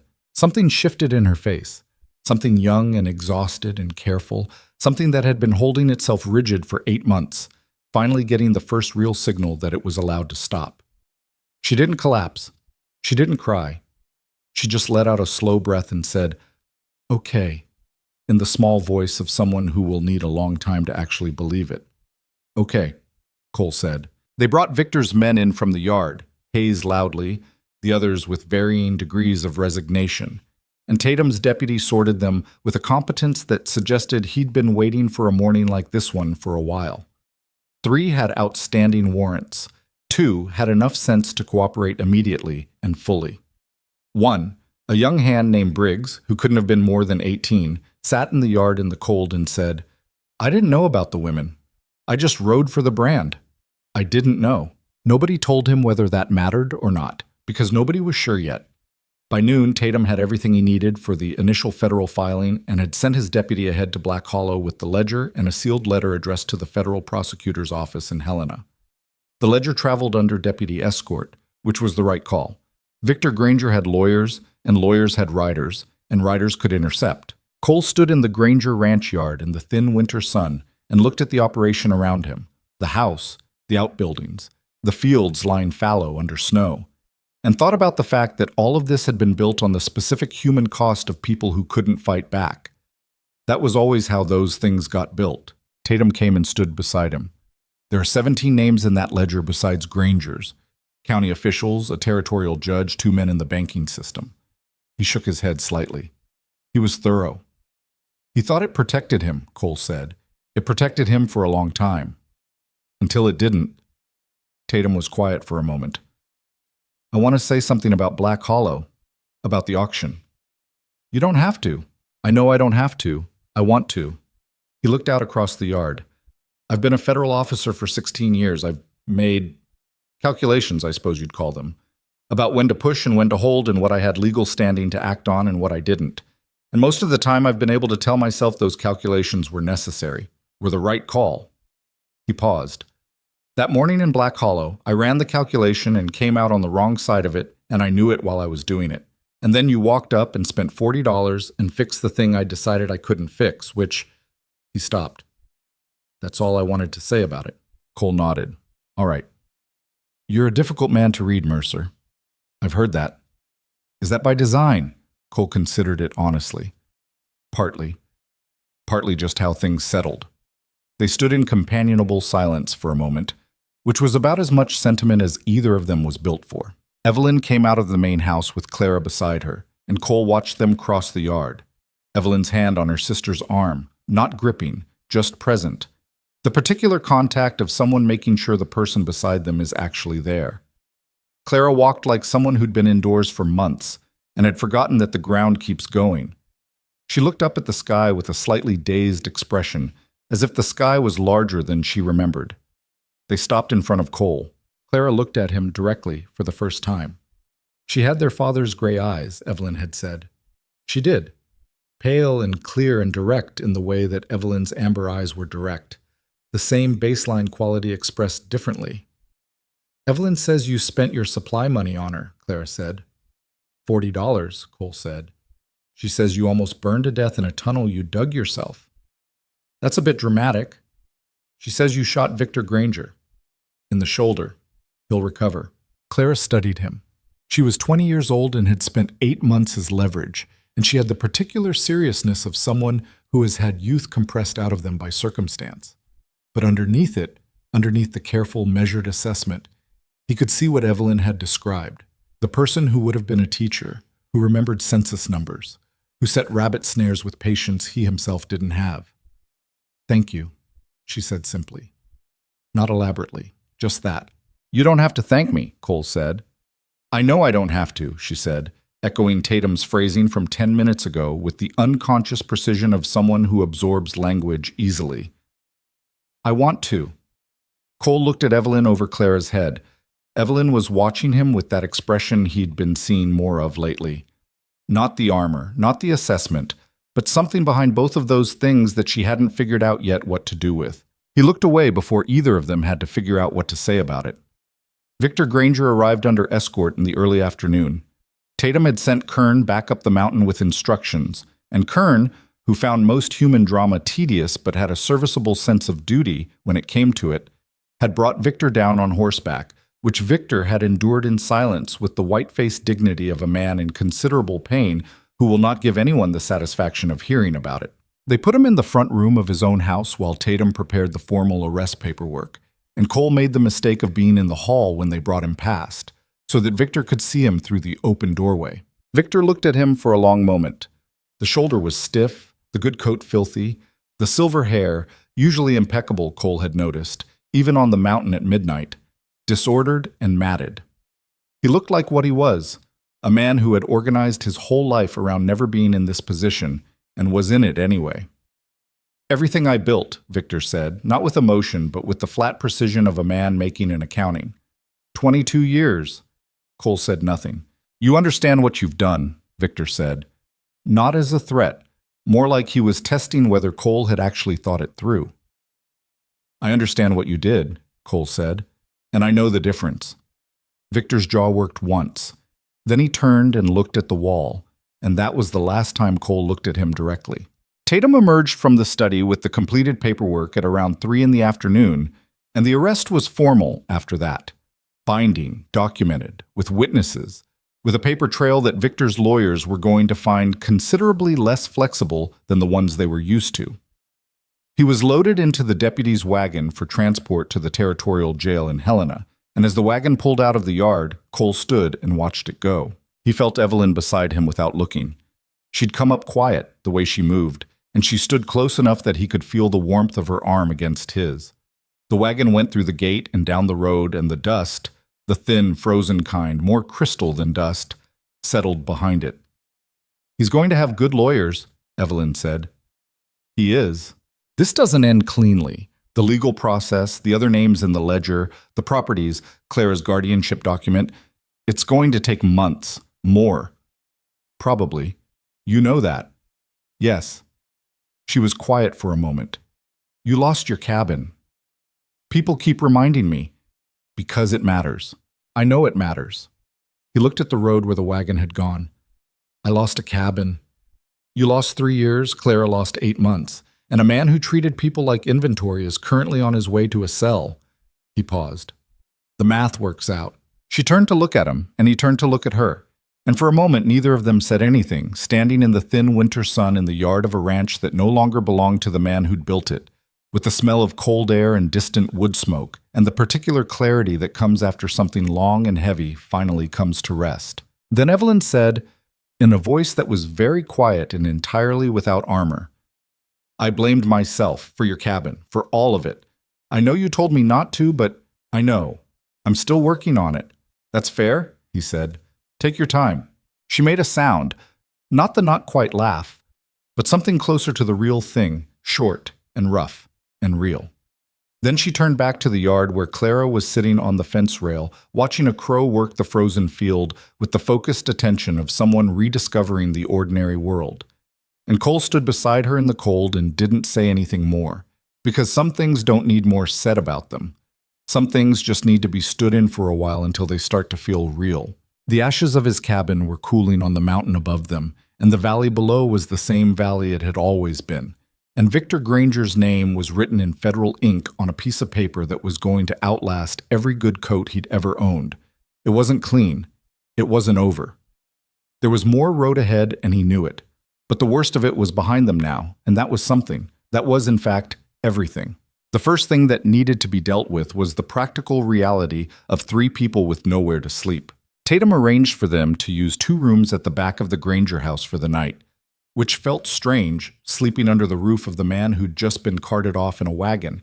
But the alternative was the open mountain in December, and nobody was sentimental enough to choose that. Clara took the east bedroom that had been her prison for 8 months, and closed the door and slept for 14 hours. Evelyn took the room across the hall, and Cole took the small room near the kitchen that had probably belonged to a housekeeper at some point, with a narrow cot and a window that faced north and let in a draft. He fixed with a folded piece of burlap he found in the pantry. He lay on the cot and stared at the ceiling and listened to the house settle around him. Different sounds than his cabin. Different rhythms. The sounds of a building that had been put together with money and speed rather than patience and care. And he thought about the fact that he owned, at this moment, a horse, a mule, a rifle, 2 revolvers, the clothes on his body, and approximately $23. Everything else was ash on a mountainside. He didn't sleep much, but he'd expected that. In the morning, Tatum sat with them at the kitchen table over coffee that was significantly better than anything Cole had produced in 3 years, because Victor Granger had bought the good stuff and went through the legal situation with the systematic clarity of a man who had spent the night organizing his thoughts. The ledger was already in Helena. His deputy had ridden through the night. The federal prosecutor's office would have it by end of day, and once the federal prosecutor had it in his hands, the chain of events it set in motion was largely outside of Victor Granger's ability to interrupt, regardless of who his lawyers were or what they filed. The names in that ledger, the county officials, the territorial judge, the banking men, all of them were now in a position where their best legal strategy was cooperation rather than obstruction, which meant the whole architecture Victor had built around himself was already beginning to come apart from multiple directions at once. "The guardianship document for Clara is void," Tatum said. "I've already filed to have it vacated. That's done." He looked at Clara, who was sitting with both hands around her coffee cup, and the focused expression of someone following a legal explanation with the full attention of a person whose life depends on understanding it. "You're not a ward of the Granger estate. You're not a ward of anyone. You're 20 years old and you're free to go wherever you want." Clara nodded once. "And the contract on Evelyn?" The original contract was fraudulent.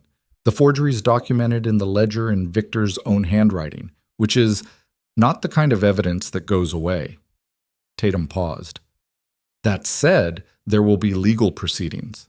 Victor's lawyers will file. There will be hearings. There will be a period of time where Evelyn's status is technically in dispute, even if the outcome isn't really in doubt." He looked at Evelyn. "You'll need to be reachable. You'll need to give statements. It's going to be months of process before it's completely resolved on paper." "I understand," Evelyn said. "Where are you planning to go?" Evelyn looked at Cole. Cole looked at his coffee. "We haven't decided," Evelyn said. Tatum looked between them with the expression of a man who has enough information to understand a situation and enough discretion not to comment on it. "The ranch itself will be seized pending the legal proceedings. Victor's assets are frozen. The hands who weren't implicated in last night's events will be let go." He paused. "There's a family in the valley, the Aldersons. who've been trying to buy this property from Victor for 6 years. He kept refusing because he wanted to keep them small. Once the seizure is complete, they'll likely have the opportunity. He said this with a satisfaction he didn't entirely conceal, because he was a man with a working conscience, and letting the Aldersons have what they'd been denied for 6 years was a specific small justice he could appreciate. After Tatum left, the three of them sat in the kitchen with the second round of coffee and the particular quiet of people who have been in crisis together and are now in the unfamiliar territory of what comes after. "We could go back to Idaho," Clara said, "to the east. There's nothing there for us, but there's nothing against us either, and at least I know the geography." "I don't want to go back," Evelyn said quietly. Clara looked at her. "Okay." No argument, no elaboration, just acceptance, in the easy way of sisters who've known each other long enough to know which things to push on and which things to let go. "I have money," Clara said to Cole, which surprised him. "Victor paid me. He called it an allowance, which was, he thought it was a kindness or maybe a justification. I don't know. But I didn't spend it because there was nowhere to spend it, and it adds up to about $60. Cole looked at her. "I know it came from him," she said, reading his expression correctly.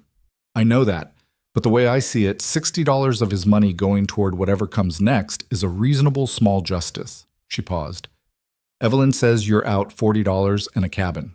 60 covers the 40, and the rest can go toward something." Cole opened his mouth and she held up one hand. "Don't argue with me about it," she said. "I've had 8 months to sit in a room and think, and I am very committed to the positions I've arrived at." Cole looked at Evelyn.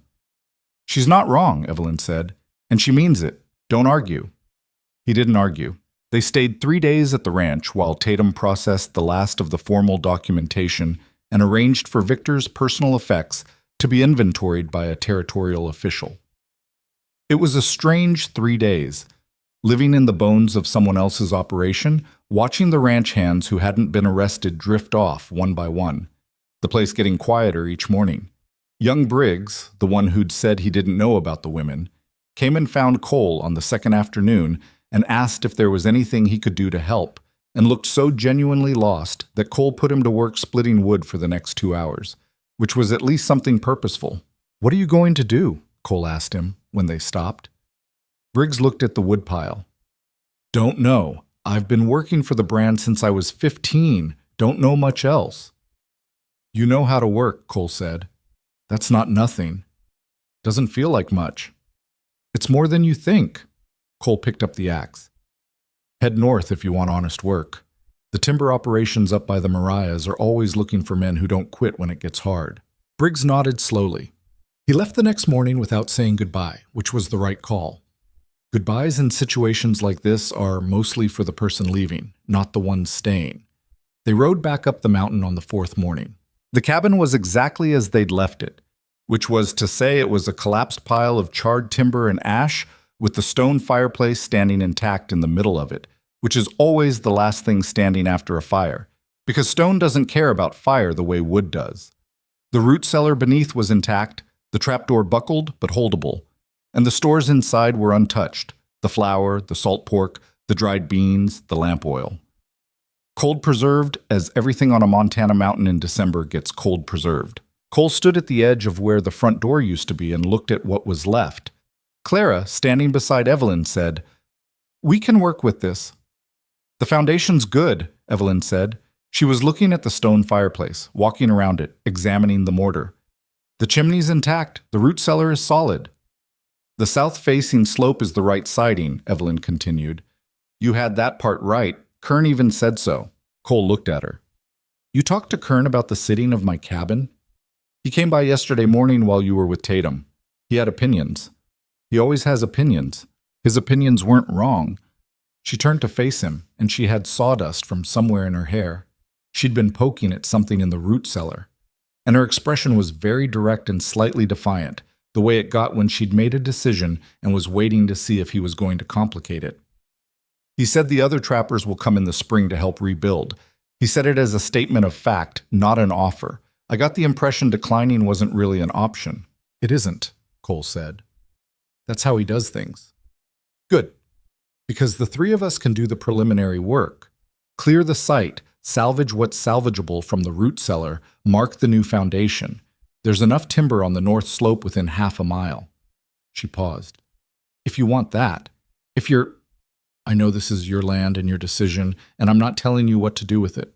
Cole looked at her for a long moment, at the ash and the standing chimney and the snow coming down around it, and at Evelyn with sawdust in her dark hair and her strange amber eyes holding his, and at Clara standing off to the side pretending to examine the fireplace mortar to give them the illusion of privacy. You want to stay? He said. I want to help rebuild what got burned because of me, she said carefully. That's different. Is it? She held his gaze. I don't know yet. Maybe. A pause. We don't have to know everything right now. No, Cole agreed. We don't. They set up in the outbuilding, which had survived intact because the fire had started on the house roof and moved inward rather than outward. It was a tight fit. Cole, Evelyn, Clara, and the 2 horses and the mule all sharing a structure that had been built for the animals. And it was cold and smelled like horses, and the sleeping arrangements were a series of negotiated compromises involving the available blankets and who was smallest and could fit in which corner. Clara, it turned out, was not precious about discomfort. 8 months in a house where she was technically comfortable but practically imprisoned had given her a clear-eyed appreciation for the difference between hardship and captivity, and the outbuilding on a snowy mountain fell firmly in the former category, which she regarded as something close to luxury by comparison. She also talked more than Evelyn. Cole had noticed this in the first days and had adjusted to it. Claire had 8 months of stored conversation and a mind that had been working in isolation and was now presented with 2 actual people to direct it at. And the result was a steady, curious, frequently funny stream of observation and question and opinion that filled the silences in a way that was, Cole found to his surprise, not unwelcome. You're quieter than she described, Claire told him one evening, sitting on an upturned feed bucket near the lantern while Evelyn slept. She described me? When she was telling me what happened, she described everyone in detail. Clara folded her arms against the cold. She said you were quiet and practical and made terrible coffee. The coffee complaint is fair. She also said you didn't ask anything of her, just gave her the space and the help and didn't attach conditions to it. Clara looked at the lantern. She's not used to that. Our father loved us, but he was always making trades, even with people he loved. Everything came with a weight on it. She paused. Victor was worse, obviously, but the pattern wasn't unfamiliar to her. She knew how to navigate someone who wanted something in return. She didn't know what to do with someone who just didn't. Cole was quiet for a moment. She figured it out. She did. Clara glanced at him sideways. Took her a while. I know. She's not going to say things directly. That's just, she's not built that way. She says things sideways and through actions, and she expects you to be paying enough attention to understand what she means. A pause. Are you paying that kind of attention? Cole looked at her. You're 20 years old, he said. I've had a lot of time to think, she said, without apology. He went back to sharpening the axe he'd been working on, and Clara went back to looking at the lantern, and neither of them said anything more about it, which was itself an answer of a kind. December passed in work. Clearing the burned site took the better part of 2 weeks, pulling the collapsed timber, separating what was salvageable from what wasn't, stacking the usable logs to the side, shoveling ash that refroze each night, and had to be broken up again in the morning. It was grinding, cold, unglamorous labor, the kind that doesn't look like progress while you're doing it, and only reveals itself as progress when you step back at the end of the day and see that the space is incrementally cleaner, incrementally more ready for what comes next. Evelyn worked like she worked at everything, without complaint, without display, with the steady, focused application of someone who has decided a thing needs to be done and has organized themselves entirely around doing it. Clara worked differently, with more breaks, more commentary, more moments of stepping back to assess the whole picture. But she worked, and she learned fast, and by the 3rd week she was hauling timber alongside Evelyn without being asked. Cole watched the 2 of them working together on a cold afternoon in the 3rd week, Clara saying something that made Evelyn's mouth curve upward in the real smile, the one she kept back, the one that changed her whole face. And he felt something that was adjacent to happiness, near enough to it that he could recognize the neighborhood even if he wasn't sure of the address. He'd spent 3 years on this mountain mostly alone, and he told himself he'd chosen that, which was partly true. And he told himself it was enough, which was less true. But he'd believed it enough to keep moving. It was different now. Not because everything was fixed. Nothing was fixed, not really. The legal proceedings dragged on through the winter as Tatum had predicted, requiring Evelyn to ride down to Black Hollow twice in January to give sworn statements, each trip a reminder that the thing they'd started wasn't finished yet, on paper, even if it was finished, in fact. Victor Granger's lawyers were exactly as resourceful as expected, filing motions and challenges and procedural delays with the dedicated creativity of expensive men who get paid by the complication. But the ledger was federal evidence now. And federal evidence, unlike territorial evidence, doesn't respond well to local pressure. The judge in Helena who drew the case was not on any of Victor's lists, which was either good luck or Tatum working his connections, and Cole didn't ask which. In February, the first verdict came down. The original labor contract declared fraudulent and void with prejudice. Evelyn sat at the table when Tatum's letter arrived with the news and read it twice without speaking, then set it on the table and put her hands flat on either side of it and looked at it. Clara, who'd read it over her shoulder, put her hand on Evelyn's back and didn't say anything. Cole was at the wood stove and didn't look up for a moment, giving them the space of it. Then Evelyn said, 3 years. Yeah, Cole said. 3 years of my life on a piece of paper that a judge in Helena just crossed out and... She stopped. How long does it take to write void? 3 seconds? About that. She sat with that for a moment. I'm not angry. I thought I would be. I think I was angry about it for so long that I wore through it somewhere. She looked up.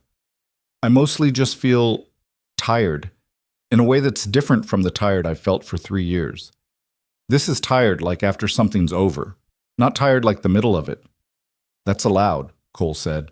She looked at him then, and he was looking at her, and Clara very quietly got up and went to check on something in the outbuilding that definitely didn't need checking on, because she understood timing in the way that people who've spent a long time watching other people understand timing. I want to tell you something, Evelyn said. All right. On the platform in Black Hollow, when you took the sack off my head. She paused, organized it. The first thing I thought when I saw your face was that you looked like someone who'd been alone too long. Cole leaned against the wood stove.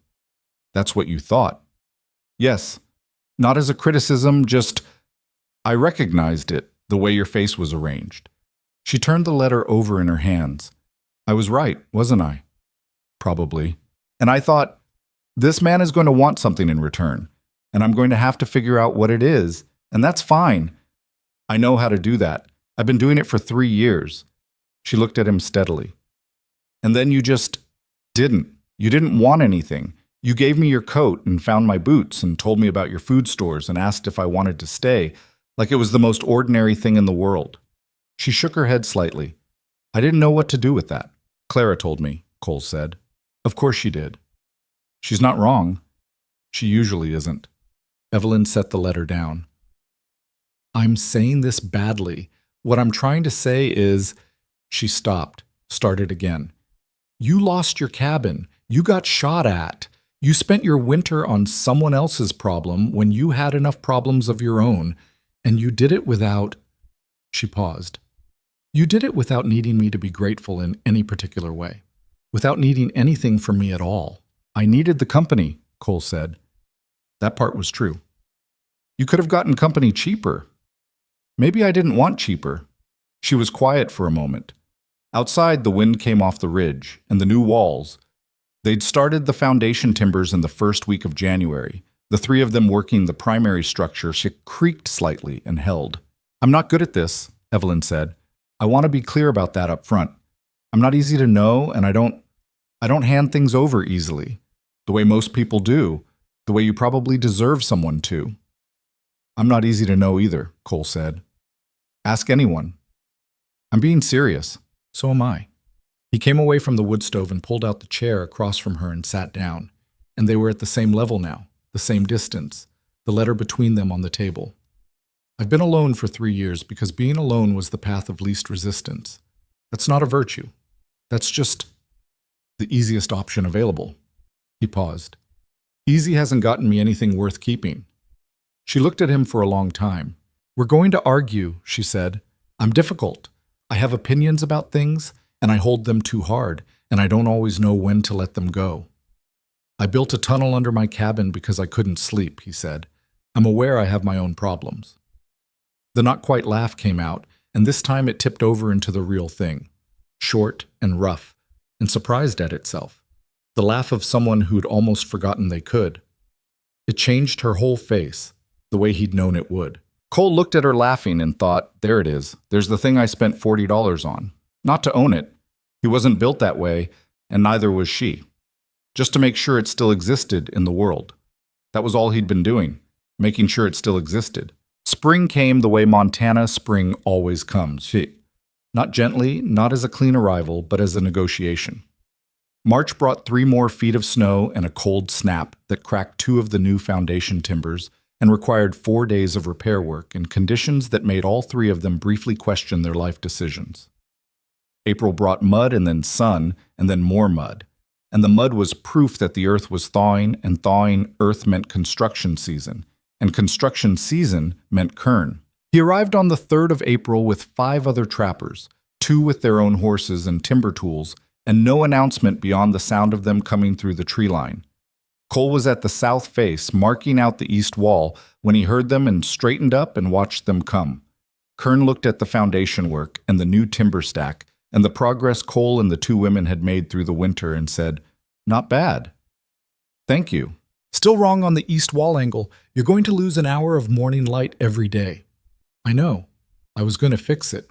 Fix it now, before we frame it." He pulled off his coat and hung it on a branch. "Where's the axe?" That was the whole reunion. They built through April and into May. 7 people with varying skill levels and consistent commitment. The walls going up in sections. The roof framing taking shape over 2 weeks of early mornings and long afternoons. Clara, who turned out to have a genuinely useful spatial sense and an instinctive understanding of structural logic that surprised everyone, including herself, became the de facto organizer of the material flow, keeping track of what was where and what was needed when with the same faculty that had let her memorize census numbers. One of the trappers, a Métis man named Fontaine, who'd worked the northern range for 15 years, had a particular gift for finish work, the precise fitting of timber that determined whether a wall held weather or didn't, and he and Evelyn worked the south wall together for the better part of a week in a kind of focused, largely wordless collaboration that produced work Cole could see was better than what he'd built the first time. The new cabin was larger than the original, not by intention exactly, but because there were now 3 people who needed to fit in it, and Kern had opinions about minimum dimensions that he expressed by simply beginning to frame at those dimensions without asking, and nobody argued with Kern when he had lumber in his hands. The fireplace was rebuilt in the original stone, which Cole did himself over 4 days, working slowly. Some of the stones had cracked in the heat of the fire and had to be replaced, but most of them held, and he set the new ones in alongside the old ones, and the result was a fireplace that was the same and different simultaneously, which felt about right for most things. On the day they raised the last roof timber, Kern produced a bottle of whiskey from somewhere in his pack that nobody had known was there, and they passed it around on the south slope in the late afternoon sun. 7 people and 2 horses and a mule looking at the structure they'd built from ash and frozen ground, and the specific stubbornness required to do something twice.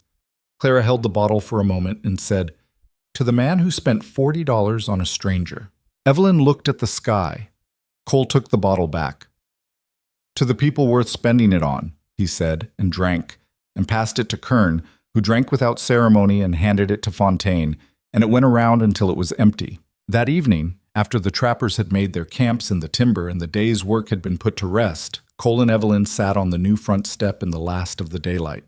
The valley was visible from here. Kern had been right about the sighting. Spread out below them in the long spring dusk, the river catching the last light, the distant suggestion of Black Hollow's smoke at the southern end of the valley. Victor Granger's ranch was down there somewhere, in the hands of the territorial administrator while the legal proceedings continued. The Aldersons had made their offer, Tatum had written to say, and the territorial court was expected to approve it within the month. 6 years of being kept small by a powerful man, and now the land would be theirs. "Does it feel different?" Evelyn asked. seeing the valley from up here now. Cole thought about it honestly. Some. How? Used to feel like I was up here instead of down there, he said. Like the mountain was. Separate from whatever was happening down there. He looked at the last light on the river. Now it feels more like I'm up here and the valley's still there, and both things are just true at the same time. She was quiet for a moment. That's not the worst way to live. No. A long silence. Below them, Clara was inside starting the fire for the evening meal. The sound of her moving around, carrying through the new walls with a clarity that the old walls hadn't had. The new construction, Fontaine had observed, was tighter in some places and louder for it. You could hear more of what was happening inside. Cole wasn't sure yet whether he minded. He thought he didn't. The last hearing is in June, Evelyn said. Tatum thinks it's the final one. The fraud conviction on the original contract, the assault charges from the cabin. He thinks Victor's lawyers have run out of runway. What happens to Victor after that? Federal penitentiary. Probably 7 years, maybe more depending on how the property seizure testimony goes. She paused. I don't think about him very much anymore. That's good. It is. She turned the statement over. It's strange, actually. He occupied so much, the fear of him, the planning around him, the weight of what he represented, and now I go whole days without him crossing my mind at all. She looked at her hands.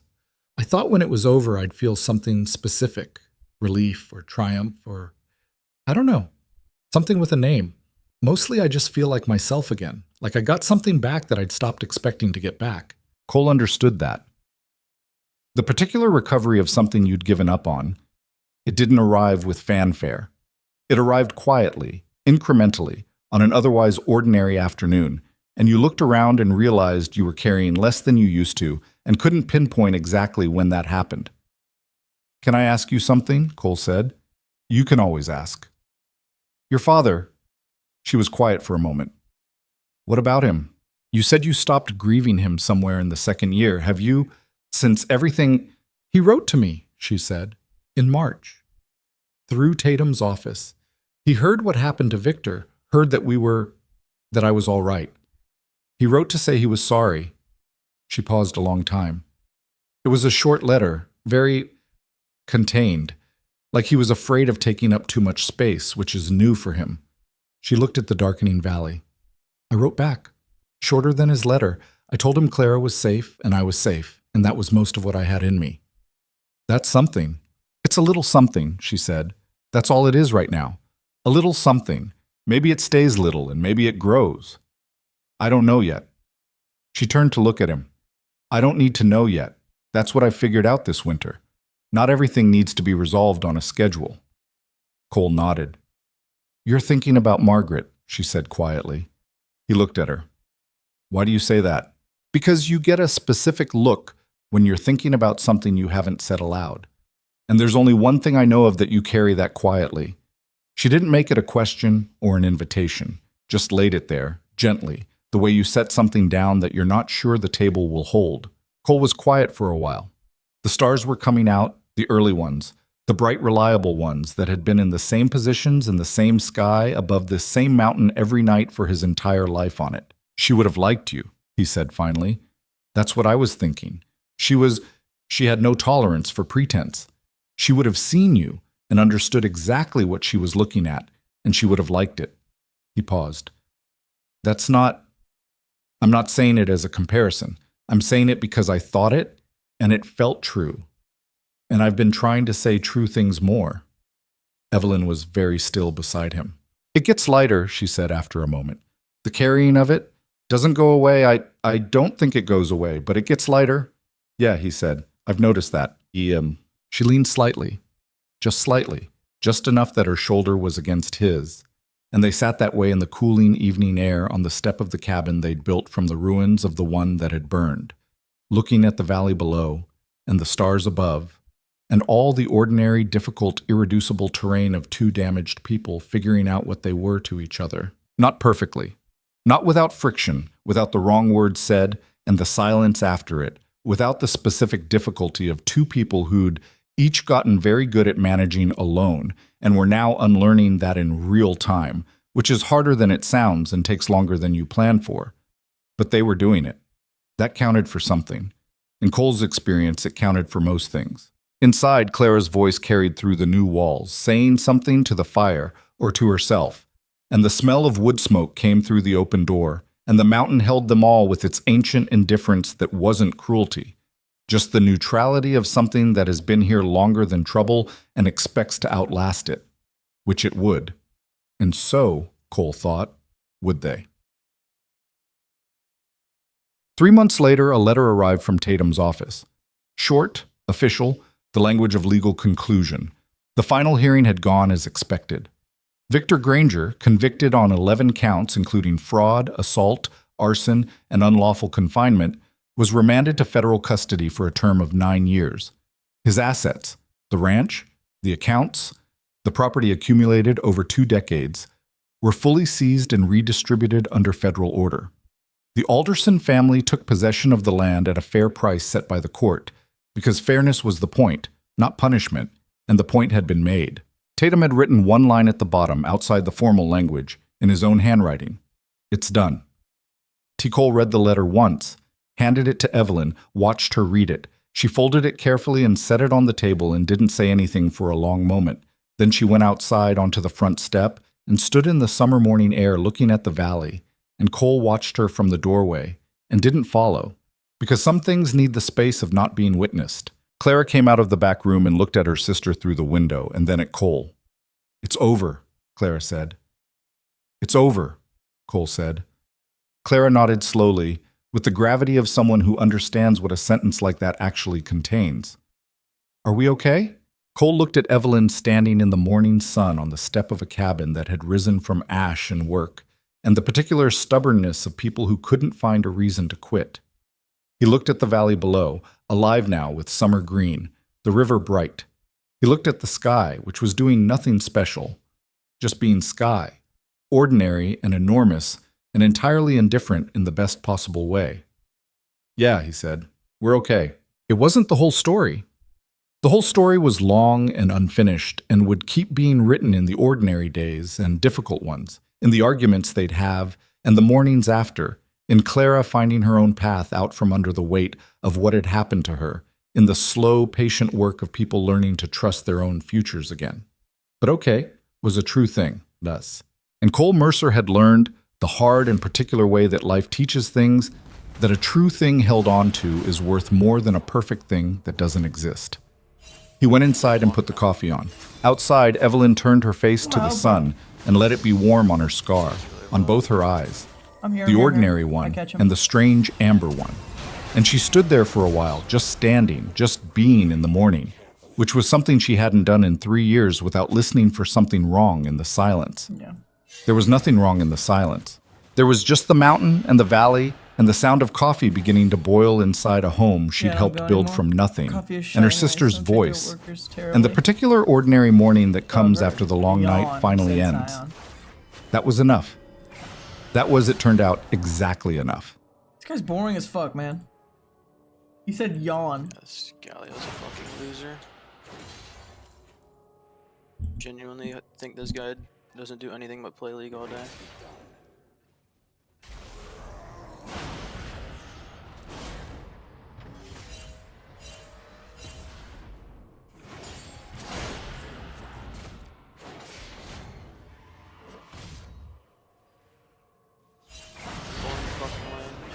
Literally just counterpicks me, like you're actually just terrible.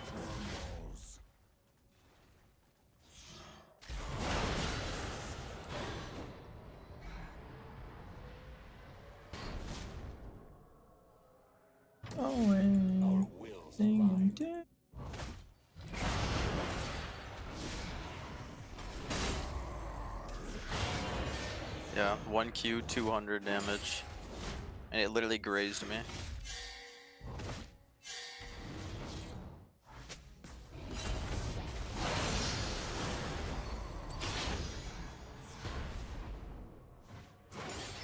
Should have never agreed to play this fucking shit game. I just get auto-filled for